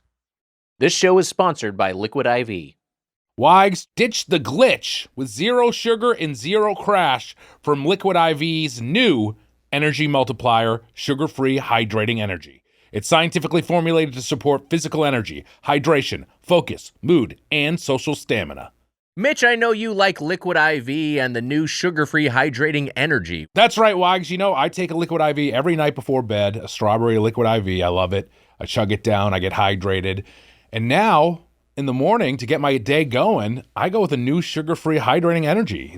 And you know what? I'm getting no sugar with that bad boy, but I'm getting energy that keeps me going throughout the day. It's perfect for your gym bag, work, lunch, carry-on, or wherever you need that perfect boost of energy. Plus, it comes in 2 new delicious flavors, sugar-free energy strawberry kiwi and sugar-free energy blackberry lemonade. Just 1 stick and 16 ounces of water hydrates better than water alone. That's right, Wags. I like that strawberry kiwi. 3 times the electrolytes of the leading sports drink, 8 essential vitamins and nutrients, and always non-GMO, vegan, gluten-free, dairy-free, and soy-free. Ditch the glitch with 0 sugar and 0 crash from Liquid IV.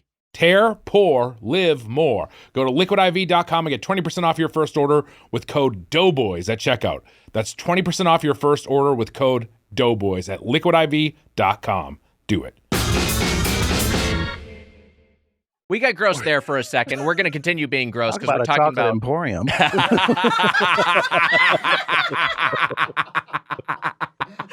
Perfect segue. We're here.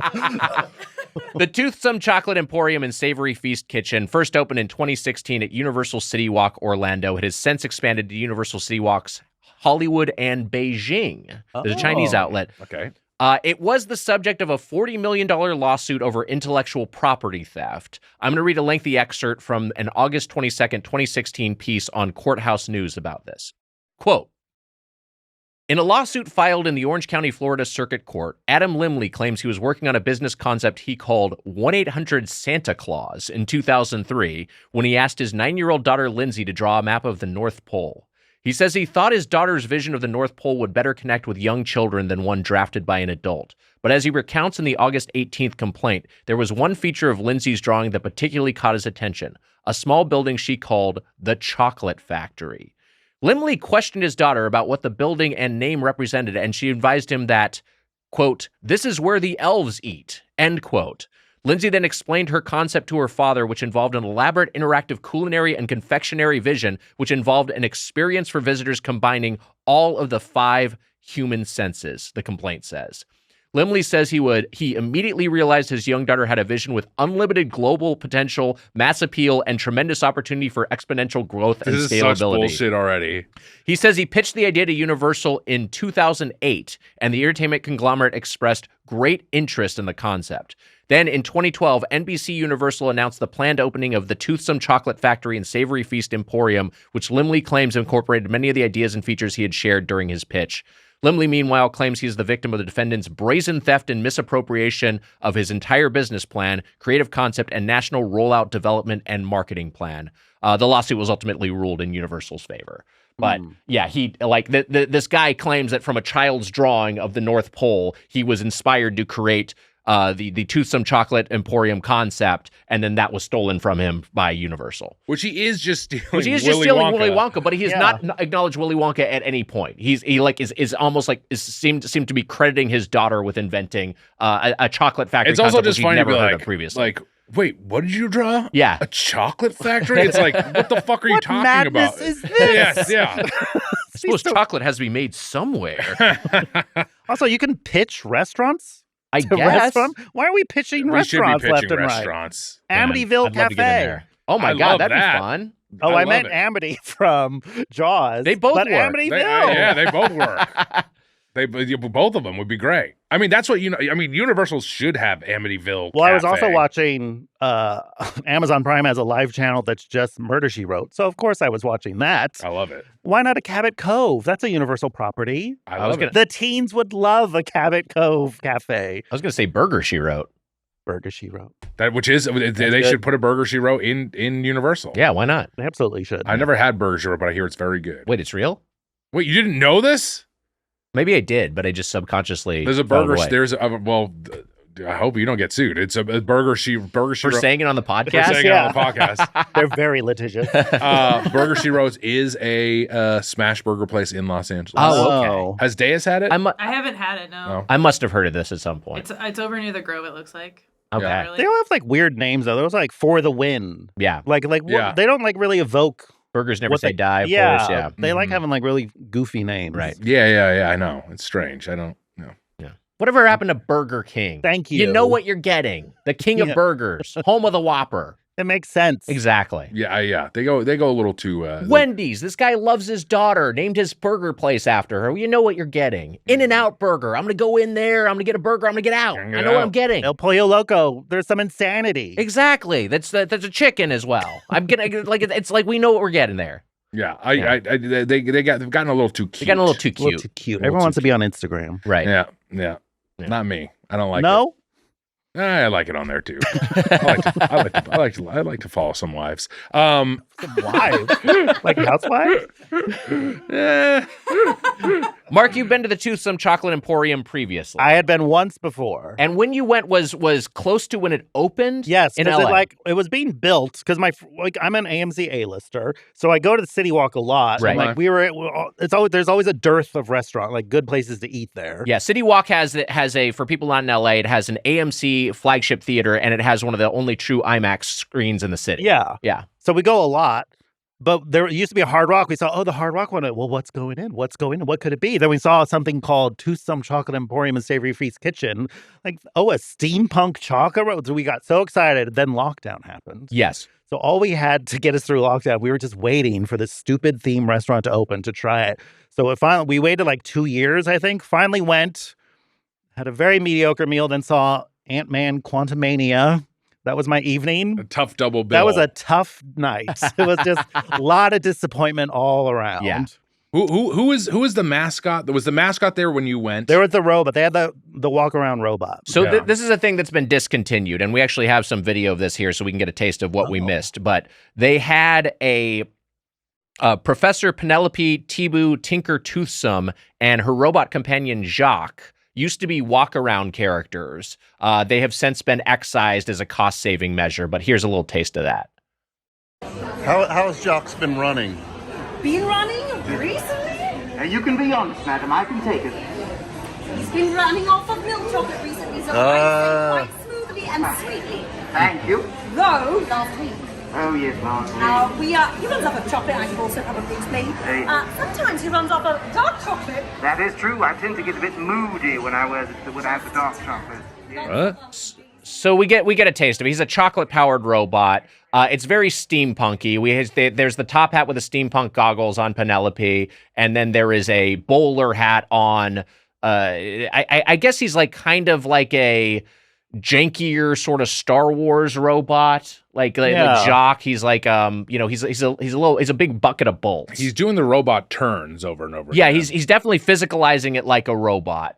But he also has a sort of steampunk aesthetic. I would walk by there during pandemic, and the robot would put its hands up on the window and kind of look at me, like look out. And I was like, "You're just keeping the robot in there? I was stuck in there. He's quarantined." I would say that he sucks, basically. Look, I don't think it's great, but I think that would have enhanced our experience. I like this guy. I like this guy in the video is getting a shot of their backs. Yeah, and he's taking a picture of the robot's back. There's a photo of his drink. Taking a selfie of himself with his drink. Oh, okay. But there's a patron who's behind the two people, the two characters who are being interviewed, just sitting at the bar. It does look like a little dating profile picture he's taking right now. Catch me at Toothsome, ladies. Have some disgusting chocolate-covered bacon with me.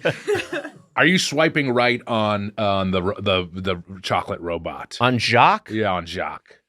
Probably no on Jacques, honestly, because he's an automaton. Yeah. And I just don't know if man can love machine. Good question. I mean, I think in our lifetimes, we're going to have to grapple with this reality. Yeah. You know, once robots achieve a certain level of detail and sentience. Put a hole in Jacques, I'm in.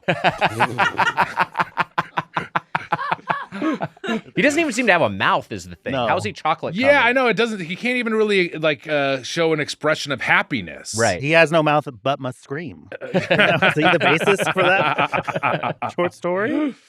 I also don't like a robot in clothes. Yeah, why does he need a wardrobe? Why is he like, I guess they just didn't want to pay for a full costume, so like let's just put a shirt on him. That makes sense. Oh, I mean, maybe it's more comfortable for the performer as well. Because he doesn't have to have like a bodysuit underneath there. It's not like this is like Shape of Water or something. You don't have to yeah, that's true. He could have he could make it maybe still have the leather on, or maybe just the leather alone made him seem too like a butcher, or a butcher, or like maybe it was too sexy. Be too BDSM. Yeah, it'd be a little too much. Right. Yeah. I don't know. But all I'm saying is I would swipe right on the steampunk lady. On Penelope? Oh, yeah? I like Penelope. She's very BioShock Infinite.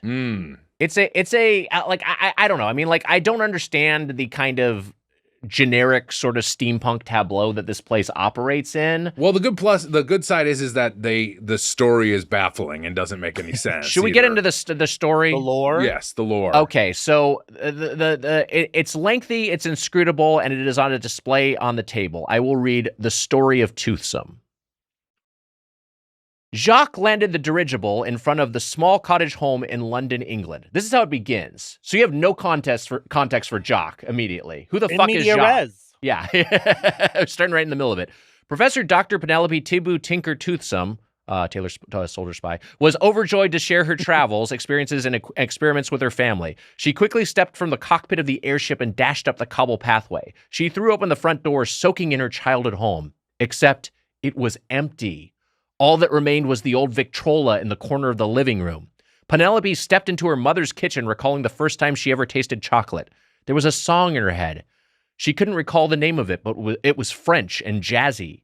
This sucks. There on the kitchen floor was a note from her parents.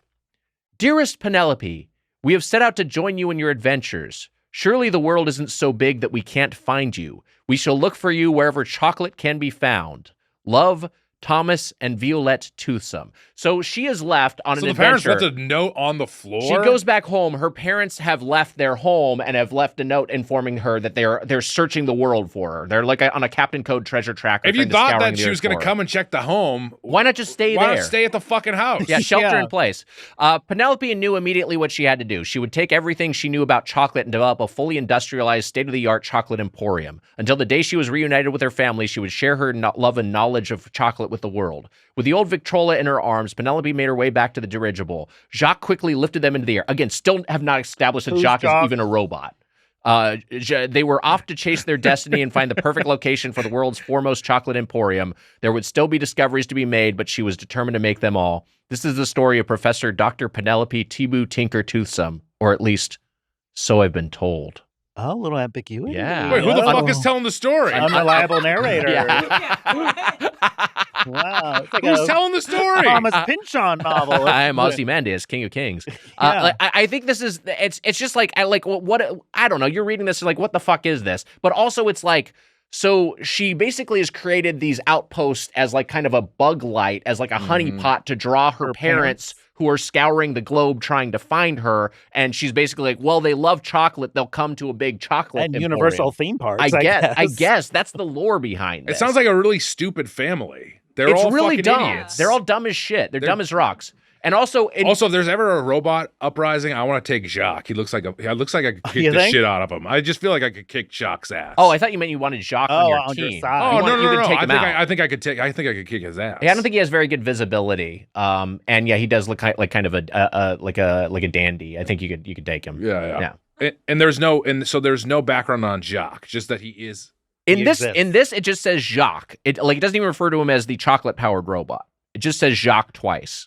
He's powered by chocolate? I think so. I think that's what she was saying in the interview. That when you give him dark chocolate, he's more fired up. Chocolate, he gets dark. Yeah. So he has like bad days. Oh, that's what it is. Yeah, I think it was like sometimes he's powered by chocolate. That was some good sometimes improv it's dark by them. Chocolate. Yeah. What happens when you eat dark chocolate? I get dark. Oh, all right. And if there's nuts in it, I get nutty. What do you think happens? I'm making minimum wage here. God. I should have blamed these performers who were like, I don't like doing this at all. I had to memorize a Bible for this job? What? Anyway, we know that for a lot of these restaurants, we end up getting Professor Doctor.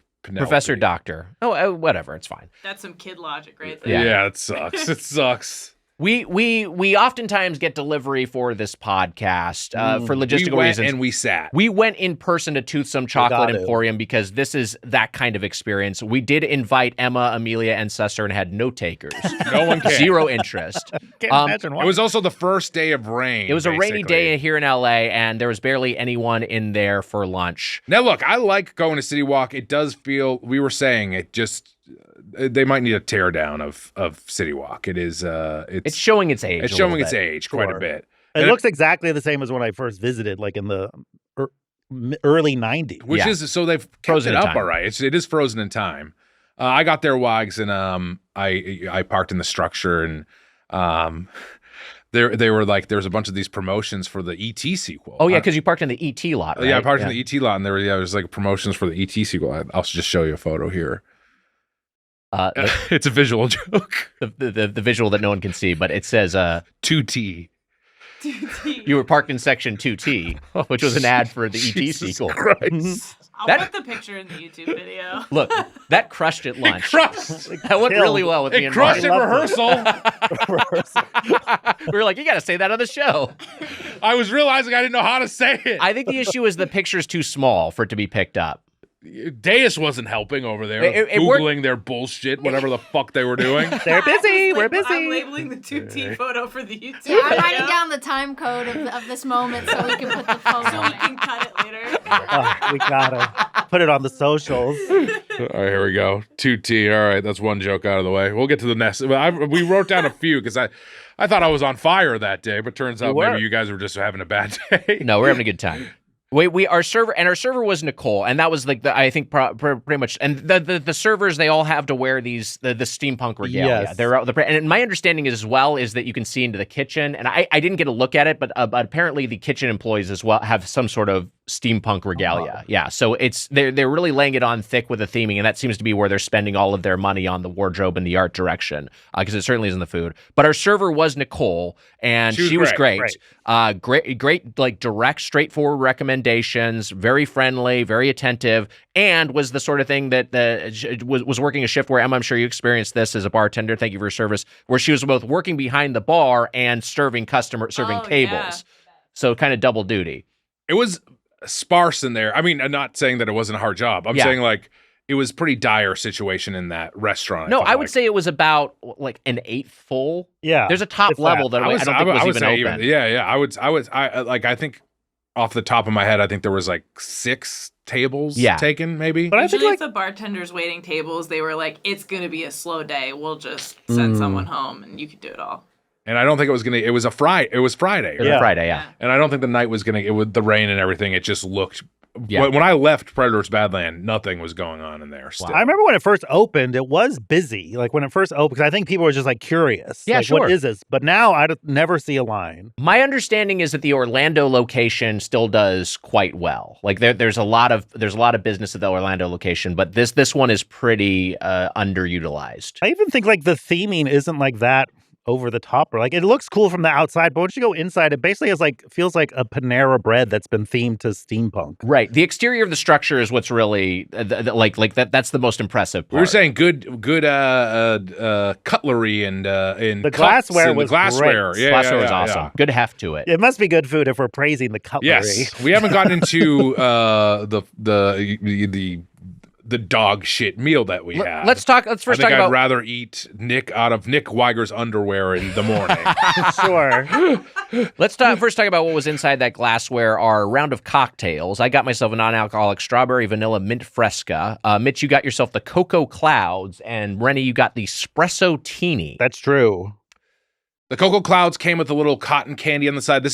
There was like a chocolate oasis or whatever it was that was like a dark chocolate version of this, and I asked which one, and she was like, Cocoa Clouds is better, and it was like white chocolate and Kahlua in there, but it was mine was, you had a sip of it, very, just tasted like alcohol. Yes. And like, with a chocolatey drink, I think that I wanted a little bit more, I needed a little bit more chocolate. There is chocolate, but I just wanted that alcohol flavor to be just a little less. Look as far as individual components go, your drinks were functionally identical. You both had 360 double chocolate vodka, white chocolate liqueur, and Kahlua.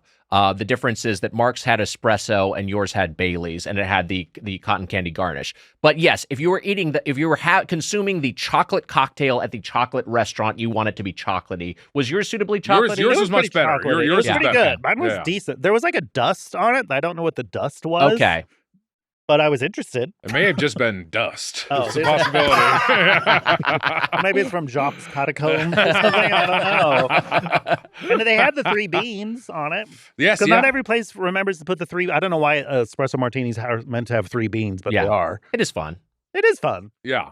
My Fresco was fine. I mean, this is the thing. It's kind of indicative of this place's overall problem, which is that there's so many components for each of these menu items that they all end up tasting like nothing. Mm-hmm. Lemon lime soda, sparkling water, vanilla, strawberry, mint, and lime. So we've got all these things. We basically got a mojito plus vanilla plus strawberry. It just is. It's a word I'll say again. It's just basically unga pachka, and I just had this sort of generic sweetness that I was tasting that I found kind of cloying and overwhelming. My hat's off to Jacques for combining all these flavors and having it taste like nothing. It's such a. I mean, like we find this out later. It's the opposite of Willy Wonka, where it's like all these flavors, and then there's a flavor explosion in your mouth, and you're tasting all these different things.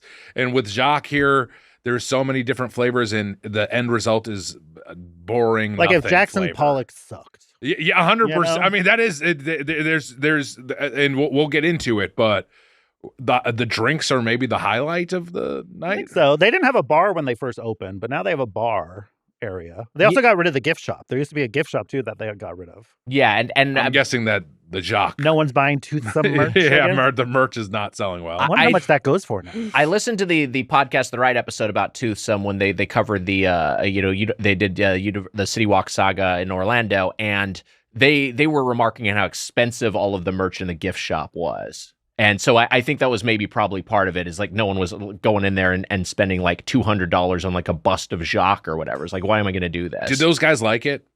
No, they absolutely did not. Okay. They also have a smooth and easy whiskey flight there. I'm just going to describe this because this sounded disgusting to me. You get a flight of Screwball peanut butter whiskey, Whiskey Smith salted caramel whiskey, Doughball cookie dough whiskey, and Whiskey Smith chocolate whiskey.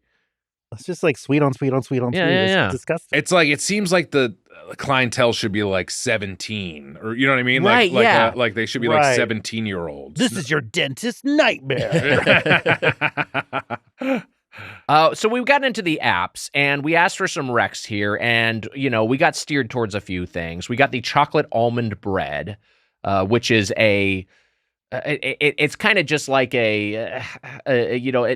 quite a flatbread. It's a little poofier than that. It's kind of like a pound cake sort of texture, and it comes with a salted caramel butter that is really, really sweet. Honestly, if this wasn't like stale, I mean, obviously it was frozen, and they told us that it wasn't made in house. No, they were very clear about, hey, this is made off site, so you know. I appreciate the transparency. Yeah. So, but it tasted like it. It tasted like it arrived in plastic. Yeah, it tasted like it was made at a dog food factory. It was stale. I mean, this is one of the better things we had. We finished all of it, I think. Except for maybe one slice. I think we ate all of it. The chocolate almond bread, which is again very sweet for an appetizer. It was like a dessert appetizer, and the dominant flavor was that artificial almond syrup. That's what you were tasting the most of. But the almond extract, warm stale bread. Sensation with just sweet on sweet. You're piling on there with a salted caramel butter. But yes, it was one of the better menu items, which is damning this place with faint praise. Melted like chocolate chips can fool you into thinking it's good, right? Yes, and they were like, "Ooh, it's like gooey." But wait a minute. Yeah, no, it was in the butter was a little unga pachka wise. Yes. We also got the red hot chocolate wings, which were flash fried with hot chocolate sauce, sesame seeds, and green onion. We should say the hot chocolate sauce is not just hot chocolate; it also part of the hot. And I say this is something of a heat seeker, is Frank's Red Hot. So which almost took away the mystery of when she was like, it's Frank's with chocolate. Yeah. And you're like, oh, okay. But I'll say this. This was the saddest thing to me because I thought the sauce actually did work. And then I thought the chicken was so frozen and then over fried and bad that it just was a bummer again. The sauce was the only way this place could work conceptually, which is like it's got a chocolate tinge to it, but it's mostly Frank's Red Hot. You're mostly tasting that burn. They pulled off the sauce working. No, so surprisingly, I was shocked. Surprisingly, the sauce was not the problem here. It was just the low quality chicken wings. Yes. It was like whatever horrible Cisco wings they got that were just tough as hell and heated from frozen. And they forgot your sesame seeds on them. We didn't get sesame seeds, yeah. Because I wouldn't have been able to eat them. Yeah. So I clocked that. Yeah. And I saved it to judge them later right now. I don't like when there's so much sauce, though, that you can't see the wing through the skin under it. You know what I mean? I concur. Like there's so much thick sauce that starring the sauce. Yeah. There was a second where I bit into that wing and I was like, this might be fun. And then, we'll see what happens. No, then it was like, oh, no, this is kind of... I mean, this is edible. Yeah. But again, that's like the most you can hope for here. The onion rings. Okay. So again, I think the thing that this place does best is just it has decent fryer work. I feel like even the wings were over fried. The wings were over fried, but I think the onion rings were pretty well fried. Yes, and the fries later were well fried. That said, zero seasoning. No. Yeah. And you run into this a lot at chain restaurants where everything's either salty as hell or it's just completely unseasoned. And this was the case and there wasn't even table salt where you could adjust it with. So it was just insane. Utter totally flavorless onion rings that just had a good crispness to them, a good fry, a good amount of breading. But that it comes with a spicy chocolate aioli dipping sauce, which I thought was disgusting. Yes, the one sauce that it came with was gross. It's really fucking nasty. And it's one of those things that you dip it once and you're like, I don't want to dip it in this again, but there is no other sauce. There was no other sauce. We got some ketchup eventually, and we're using the ketchup, but even the ketchup, I was like, this is also sweet. Everything on this table is sweet. Yes. Give me some ranch or something. It made me think no seasoning on the table. Is this place secretly run by Mormons or something? Yeah, what is right. is there some religious thing happening? Are we not allowed to season food? Is Jacques the Mormon god? I have 7 wives. Wags also, by the way, was screaming, everything on this table is sweet. He was screaming this out loud in the restaurant. Can a man get some ranch? You were screaming that as well. And you can't. We didn't get any ranch. Yeah. We were the ketchup was the way to get out of it, but it was but also even dipping it in the ketchup, they were so unseasoned. Yeah. And no salt on the table is insane. Just bereft of flavor. A completely unseasoned no seasoning on anything. No. Isn't seasoning seasoning is cheap? Yeah. Salt. I think salt and pepper is not that expensive. What am I, Raising Cane's? Give me some seasoning. Wags. Shots fired at Raising Cane's. I agree with it. Needed salt. Yeah. That said, these were all relatively okay. Mm. The thing that was just absolutely execrable and inedible was the chocolate-covered bacon. Ugh. Listed under sides, not apps. and we asked our server, hey, there's chocolate-covered bacon and there's chocolate-covered pickles. And she was like, well, the chocolate-covered bacon works better, was about as much as she would give us. And so we got the chocolate-covered bacon. I'm mostly not eating pork, so this is like a big, like me, like, hey, like fuck it, we'll do this for science.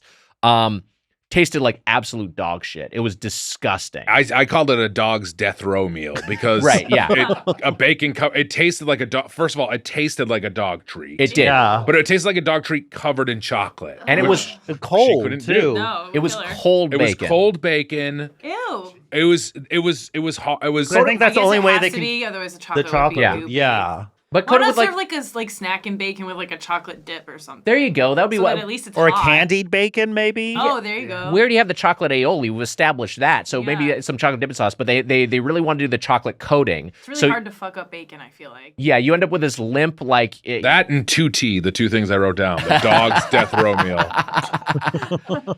2T was good.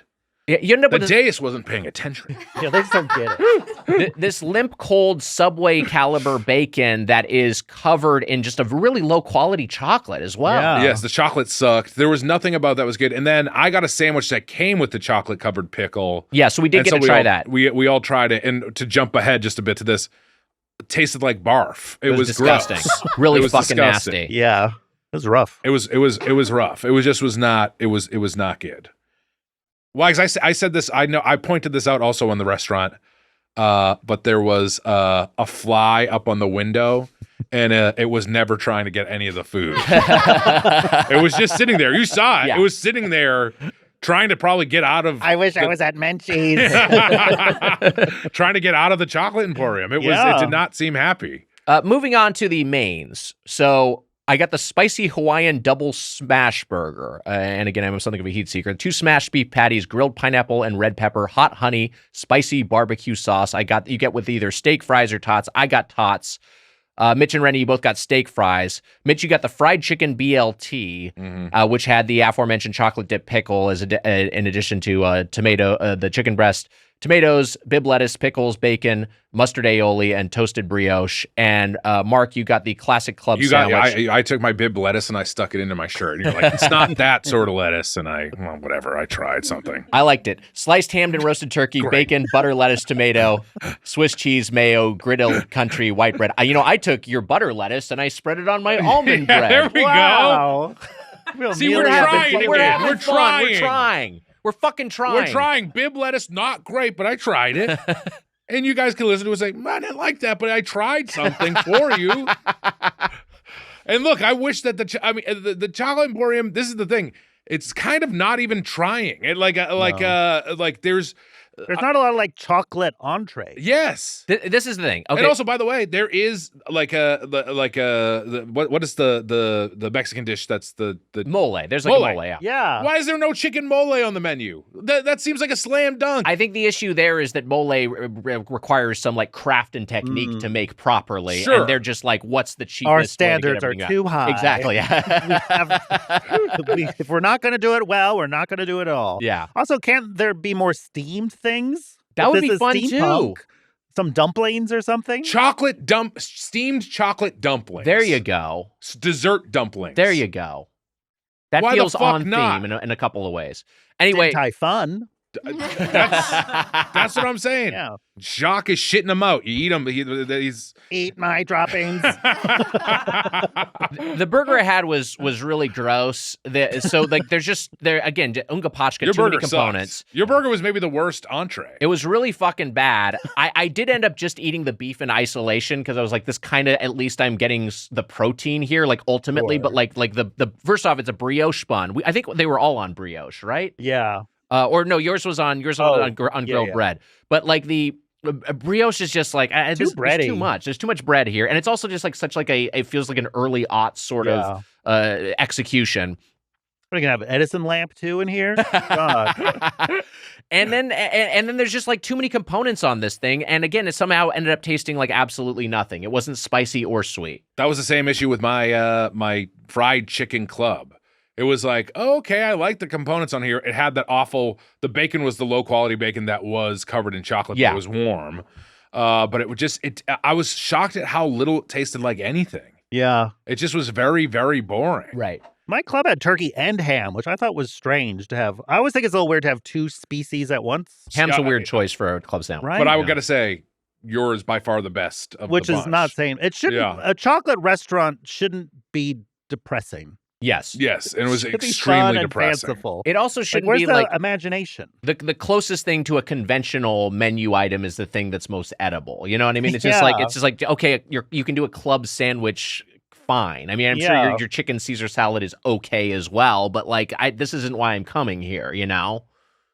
I will say, City Walk seemed depressing just amongst the rain. It was depressing. Although there was that weird production store across the street, Production Central, that was in the dark, and people were going in there in the dark. It was a rough City Walk day all around. It just seemed like things were not working there, and being in this big empty restaurant that also was just kind of gray, and the food fucking sucked. Yeah.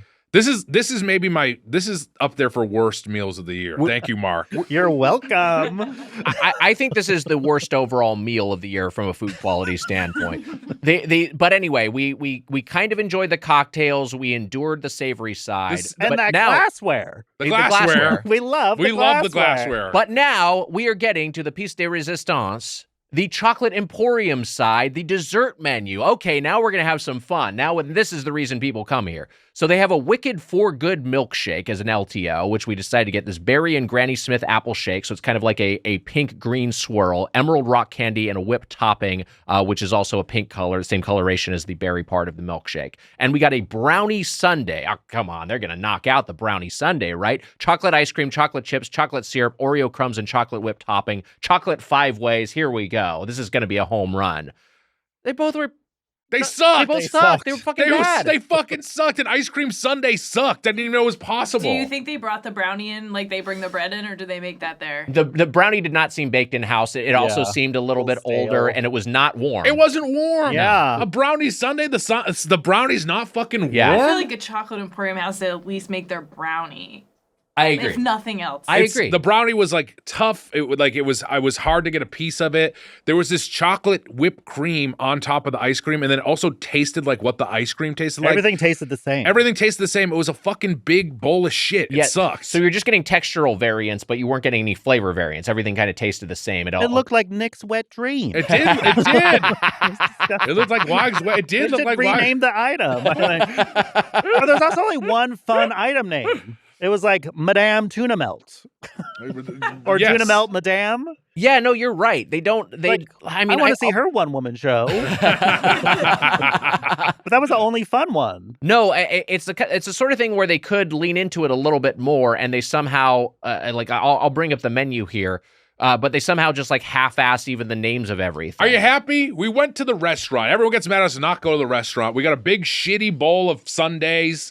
This guy's beefing in isolation. He's gonna take his beef patties out of his fucking sandwich. I can't imagine having this. Sucked. Can you imagine having this food like DoorDash though? Like this food, like that's like the saddest meal. By the way, we didn't even talk about how shitty the fucking Wicked Shake was. The Wicked Shake was awful. I think that was like, as far as the worst thing I had, it was either the Wicked Shake or the chocolate covered bacon. I think I'd rather have the Wicked Shake because at least it's like a milkshake. But it was also like it was so like pungently tart that it was really unpleasant. It's also, if they promoted that as the Play-Doh shake, it was like, it's like Play-Doh but edible. I'd be like, I believe it. It would be better. It was disgusting. Yeah. Everything was really gross. Nasty. It sucked. Hated it. Yeah.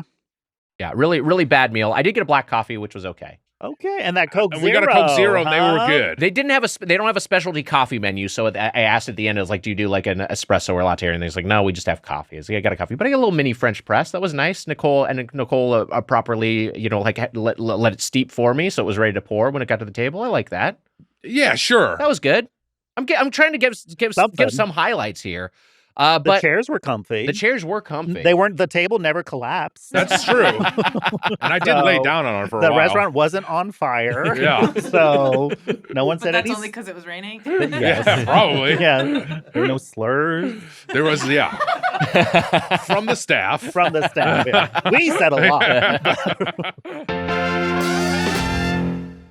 Holiday gift giving can spiral out of control. It's hard to know how much is too much and easy to forget someone on your list. Rocket Money helps you set limits and track every purchase so no one gets left out of your budget. Rocket Money is a personal finance app that helps find and cancel your unwanted subscriptions, monitors your spending, and helps lower your bills so you can grow your savings. Rocket Money shows you all your expenses in one place, including subscriptions you forgot about, the Doughboys Double. If you see a subscription you no longer want, the Doughboys Double, Rocket Money will help you cancel it, the Doughboys Double. Their dashboard lays out your total financial picture, including bill due dates and paydays, in a way that's easy to digest. You can even automatically create custom budgets based on your past spending. Rocket Money has saved users over $2.5 billion, wow, including over $880 million in canceled subscriptions alone. Their 10 million members save up to $740 a year when they use all of the app's premium features. Cancel your unwanted subscriptions and reach your financial goals faster with Rocket Money. Go to rocketmoney.com/doughboys today. That's rocketmoney.com/doughboys, rocketmoney.com/doughboys. We should get to our final thoughts on Toothsome chocolate. So, Mark, you know the show, but just a refresher, we'll each go around, we'll give our closing argument, if you will, and give it a score from 0 to 5 forks. You are our guest. We'll begin with you. Okay. Your thoughts, your fork score for Toothsome Chocolate Emporium.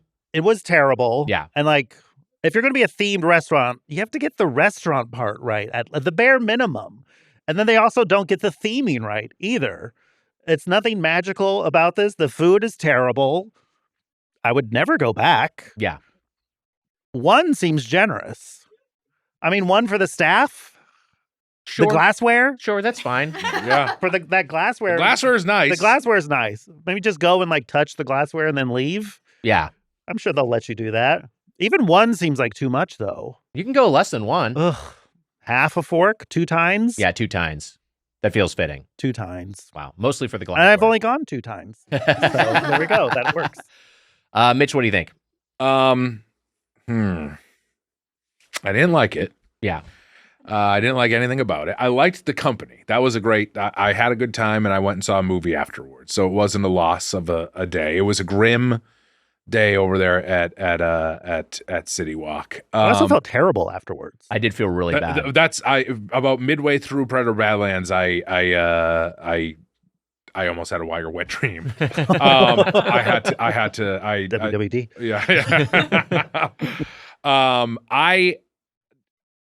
Wags, I'm just gonna say it. 0 forks. Oof. Yeah. 0 forks, folks. Bad. I mean, like, it was horrible. Yeah. It's up there as some of the worst food I've ever had on the podcast.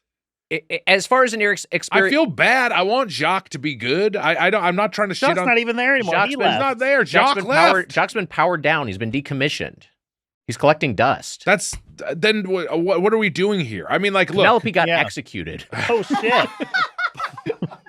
For war crimes? Yeah. It was buried in international waters. I think you were saying the bare minimum is having food that kind of works. Yeah. And they don't do it.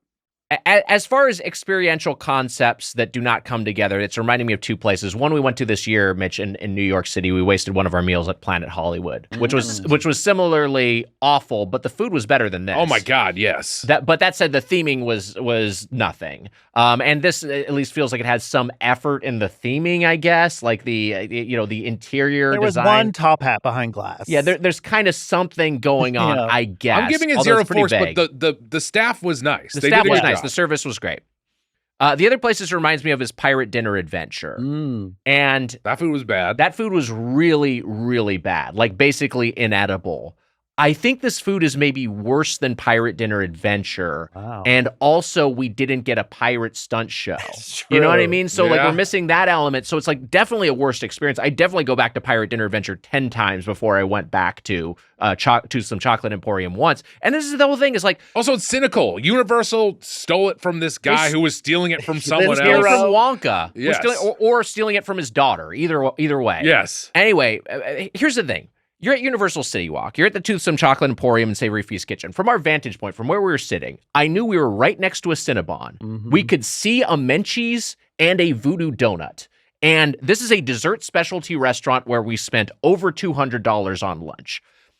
If we'd gone to Voodoo Donut or Cinnabon or Menchie's, we would have had a better dessert experience. 100%. Yes. It would have just been more enjoyable. Not that I'm even like the biggest fan of any of those places. You know, Cinnabon I probably like the most. But it's just like there's so many food options here, and this might be the worst one in the entire shopping center. It's bad when you're like, purely culinary standpoint. When you're like, I wish I was at Margaritaville. Yeah, exactly. You know what I mean? Margaritaville would be better. I would for pray sure. Margaritaville would be so much or the better. ANC concessions. 1,000%. I've never been to the NBC Sports Grill. I'd rather go back to the to the NBC Sports Grill over this.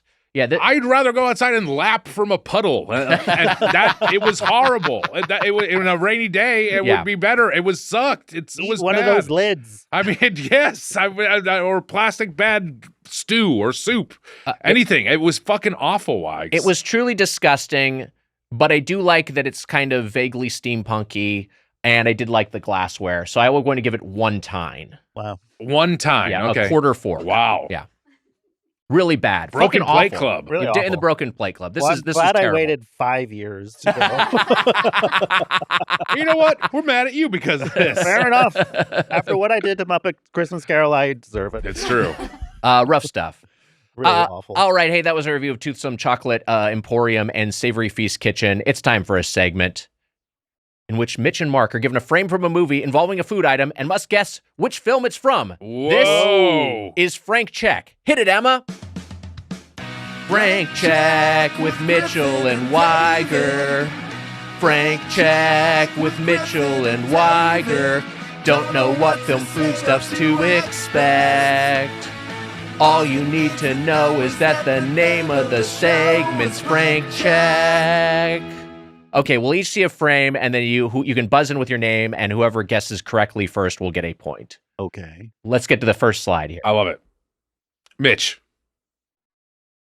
It is fuck. You buzz in, you don't know. I know it. I do know it. For audio listeners, this is a still from an animated film. And it's Miyazaki, and it is not Howl's Moving Castle, but it is the big famous Miyazaki. That's his best one, and I can't remember it. And the name of it is really interesting. It's one of my Wags. I just saw it in the last couple of years. Okay. None of these are the title. Oh no, wait. Oh no, I'm getting it wrong. Spirited Away.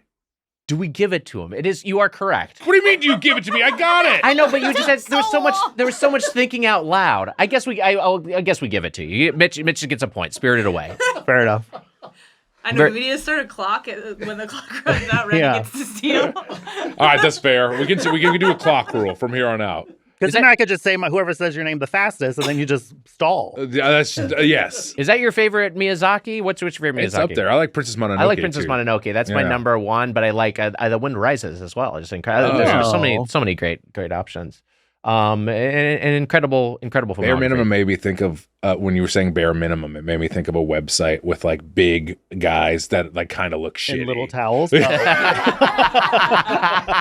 That's better. Small hog, big guys. Bare Minimum. Bareminimum.com. That's you won't Doughboys. feel a thing. Cover themselves with moist towelettes. Yeah. Doughboys property. Doughboys property. That's owned by Doughboys now. All right, we have a close-up shot of a slab of meat held by a gloved hand. This looks like our experience at Toothsome Chocolate Factory. With some sort of a culinary, some sort of implement. It's not meat. I'll just say that. Okay, it's some sort of meat-like object, but it's some sort of brown food stuff that's on a plate. I have no idea. Perhaps a piece of cake might be cake. And this is from live action. Oh. People are listening to this, not where they're watching they're not looking at the fucking video. Just going off the Mark. Yes. Just going off, this is wrong, but the Italian Job? There's no way. It's not the Italian Job, but I appreciate the spirit of the guess. I don't know what it is either. I'm just going to guess Mitch, Pink Floyd's The Wall. It's not Pink Floyd's The Wall. It is the 1996 adaptation of Matilda. Oh. See? It's a chocolate cake. I was just a little too old for Matilda. I should have gotten that. That's what it was. I watched it like 1,000 times as a kid. I should have gotten that one. Danny DeVito. And then that one kid eats a lot of it, right? There's, Yes. I really like chubby boy. the book. Did either of y'all read the book? I did read the book. I love the book. Yeah. More Roald Okay. Dahl. You're right. More Roald Dahl. Full circle. Wow. What a nice bit of synergy. Nice anti-Semite content. Full circle. All right, let's look at the next one. Mark. I heard Mark. Weapons. You are correct. It is Weapons. This is the hot dog tray scene from Weapons. A very fun scene. 7 hot dogs, those do look some good. cookies, some baby carrots, and some Ruffles with some dip. Do they get to enjoy this, or is their meal interrupted? I think they start to eat it, and then I think it gets interrupted. I think the weapon, So, right? Yeah. But that said, those hot dogs are looking good. I mean, that looks good as hell. Yeah. I like it. Would you pre-mustard a hot dog, though? Isn't that dealer's choice? Well, here's the thing. This is a domestic partnership, a married couple, I believe, and they have I think they probably know each other's tastes. Yeah, so it's like I'm presenting this the way I know you like it. Also, they're not fucking after this. That's for sure. No way. All right, Mark gets a point. It's tied at 1-1. Next up, we have a live action shot of a couple of glasses of wine. Mark. Being John Malkovich? Mark is correct. Wow, the Mark is vignette cleaning treatment up. around the side, the edges, the sort of circular POV is the tell that it is Being John Malkovich. And a shout out to movieclips.com. They do amazing work. They do amazing work. Mark has 2, Mitch has 1. Thank God I stalled on that one. I haven't fucking gotten one since. All right, next up. He's a movie maestro over here. Mark. I heard Mark. Little Shop of Horrors? You are correct. It Damn. is Little Shop of Horrors. And this is the thing. I told you. You're good. The man knows his expecting movies. I love to this see it. movie. I've seen this movie a This million is times. this is my favorite movie. Really? On Earth. It's yeah. so good. Wait, really? Yeah, this is my favorite movie, hands down. It came up in conversation because we were talking about Wicked and Wicked for Good, and you talked about this is a musical and just the way it was paced. Yeah, just like Wicked, there's like a song and then 20 minutes of boring talking and then another song. But like Little Shop, it just like moves. Like one song ends. Yeah. They just showed it at Vidiots a few months ago. Oh, that's awesome. On film, even. Wow. I'd never seen it on the big screen before. It was great. Do you I've never seen it on prefer the big screen. the original ending or The darker ending? The darker I prefer ending? the darker Me ending. too. It's so much better. It's so cool. It's so much better. What's the darker ending? Basically, Seymour eats the world, right? the No. plants take over the world. They're like kaiju. They like, and the puppetry is incredible. You Yeah, can watch it on YouTube. Probably movieclips.com. Oh, I didn't know that I didn't know it was out there. Did they change I it should for watch like it. kids or? Because The I think audience had a test poor audiences reaction. rejected it. It's like closer to the Broadway show's ending, like this dark, cynical ending of like capitalism run amok, but they're like, no, we wanted the happy ending. For audio listeners, this is a shot of a couple of trays of a classic TV dinner before the microwave era when these arrived in like foil containers. So Put we've 'em got like back. a subdivided thing with some corn niblets. It looks like a brownie, some sort of a mash, and then like a fried chicken or some sort of candy. Put them back in the foil. Put 'em back in the foil. I would get a fucking TV dinner that you put in the oven. That's fun. All right, Mark has 3, Mitch has 1, but it's still anyone's game because we have a couple questions left. Next up. Ooh, Mitch. I heard Mitch. Texas Chainsaw Massacre. It is not Texas Chainsaw Massacre. Rats. For audio listeners, we are looking at some sort of decrepit domicile, an old fridge with a whole bunch of I know discarded things in front of it. Oh. Can I some go old again or wallpaper. no? No. I don't know, but I'll get a mark. I'll guess. This is wrong. 7? It's not 7, but it is that sort of visual aesthetic. Second movie in a trilogy. Not X, but the one after X. No, it is absolutely. It is not Pearl. It's not Pearl. No, this movie. What you're looking for, if you remember the Motorhead song and Lemmy's famous words, Hellraiser. This is Hellraiser. Hellraiser? 1987's Hellraiser. Damn. Yeah. All right, Mark has Love 3. Hellraiser too. Mitch I'm has sad 1. that I didn't get that. Me too. Mark's going to win, but we have one question left. Bonus Just one? question. What foodstuff do The Whale and Point Break Mitch. have in common? Meatball subs. Mitch, you are correct. It is meatball subs. Yeah. We have a shot of Brendan Fraser in the fat suit with the meatball sub, and then Gary Busey crushing a meatball sub. My favorite part Very of the well whale composed. is when the delivery man finally sees the whale. And he's been delivering Italian subs and pizzas to this guy and he's like shocked that he's fat. Yeah. The delivery man's what?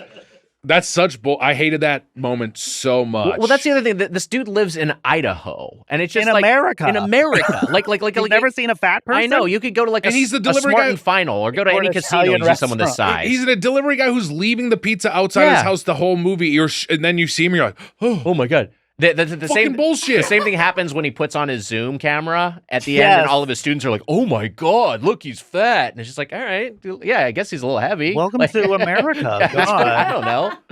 I saw that movie I was in one of the cinema score when it was like, oh yes, I was like, gave it a D. I was like so thrilled to give this like prestige movie. I was like, I can't wait to be it pissed me off. That motherfucker floats. He He floats. fucking the floats. worst daughter ever put to film. Yeah, she goes and kills her dad, and he fucking floats. Yeah. He walks though right before he floats. He walks and then he floats. Yeah. We should all be so lucky. He died for our chins. Fuck, that's good.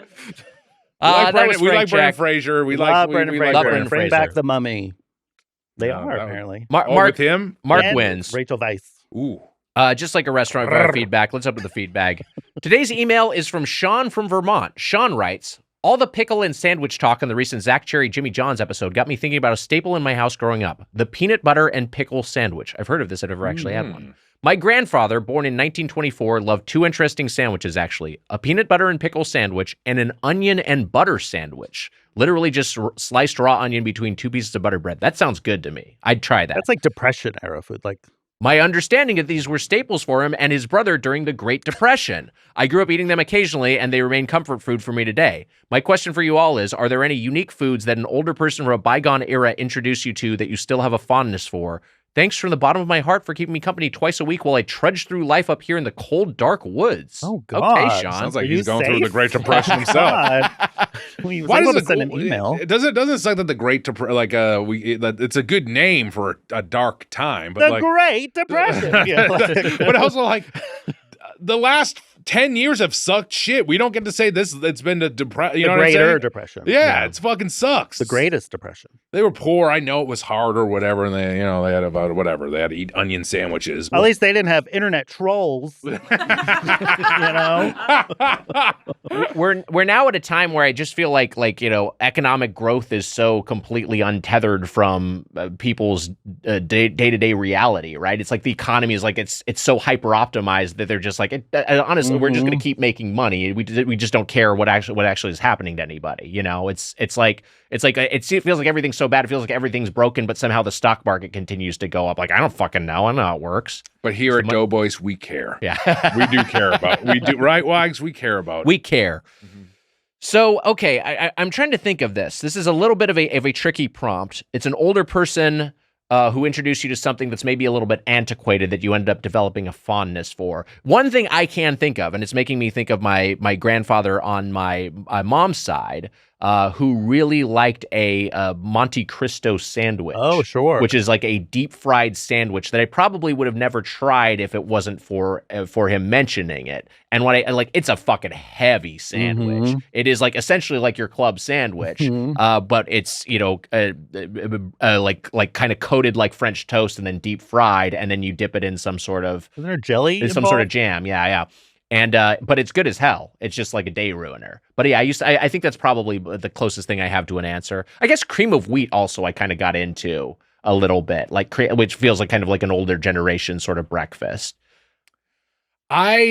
You know what I don't see too much, like eggs in a hole or toad in a hole. Oh, sure. And or dropped what we called it in my house forever was dropped egg on toast, which was just a poached egg, put it on a piece of toast. Right. And I really loved it. But I'll tell you one that is more antiquated that I used to have as a boy, and this made me feel like a little fancy New England boy, but a soft boiled egg. Oh, sure. Where it would be like in that little egg holder.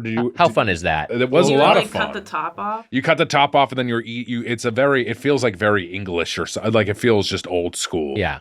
But I liked the soft boiled egg. I had a good time with soft boiled eggs. One thing I can think of is like my mom used to make a cheese ball.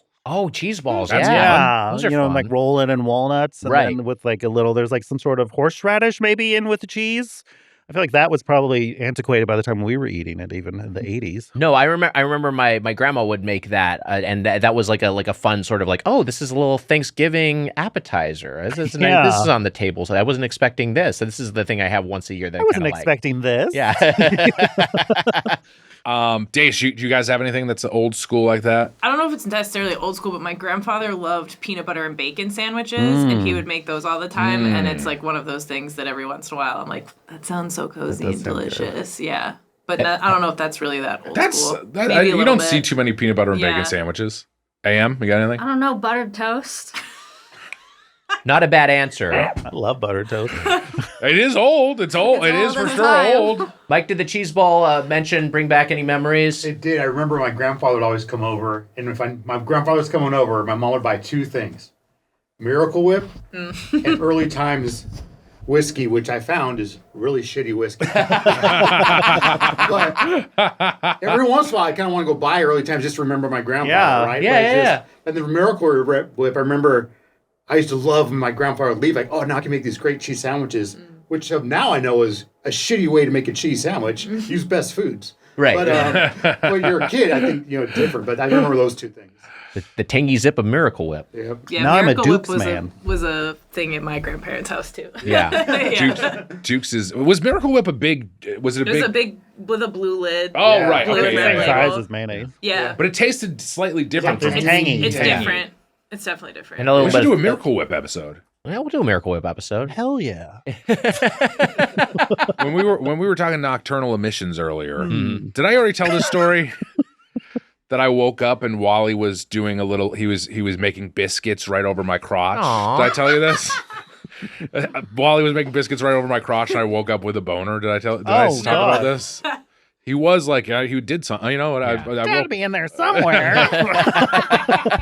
If you have a question or comment there we go. of chain restaurants, you can email us at feedback@birdfuck.com or leave us a Thank you, voicemail Mark. at 30-GODO. That's 830-463-6684. For our producers, Emma Erdbrink, our associate producer, Amelia Marino, our video editor is Mike Dorfman, Doughboys merch at kinshipgoods.com, and the Doughboys Double, our weekly bonus episode, plus our entire pre-2018 back catalog is over at patreon.com/doughboys. Our guest, Mark Rennie. The great Thank you so Mark much for Rennie. And the joining us. great This Mike was Rennie. so fun. I know. Thank you for having Mike, me. thank you so much for being here. What a hoot. And we're happy you're okay, for God's Yeah. sake. Me too. Yeah, Jesus. I'm happy I'm okay too. Thanks for having me. Of course. This was so fun. Do you have anything you would like to plug? Well, the restaurant sucked. The restaurant sucked. We had a good time hanging out at lunch. It was and we had a really, good time really talking. bad. It was awful. One of the worst meals I've had in years. Yeah. I do a monthly podcast with Dan Lippert on Comedy Bang Bang World called Eat, Pray, Dunk you can listen to. I've done it. that, I had a blast. You've done it, yeah. Other than that, I would say donate to the Trevor Project. Oh, That's there you a go. crisis line for LGBTQ youth in crisis. So I love give it. them some money. There you go. Yeah. Yeah. That's all I'll say. And love Dan Lippert as well. What a combo He you doesn't guys. do anything for youth in crisis. Well, tisk, Dan. No. That'll do it for this episode of Doughboys. Until next time, for the Spoon Man, Mike Mitchell, I'm Tiger Wagner. Happy eating. See ya. That was a Headgum podcast.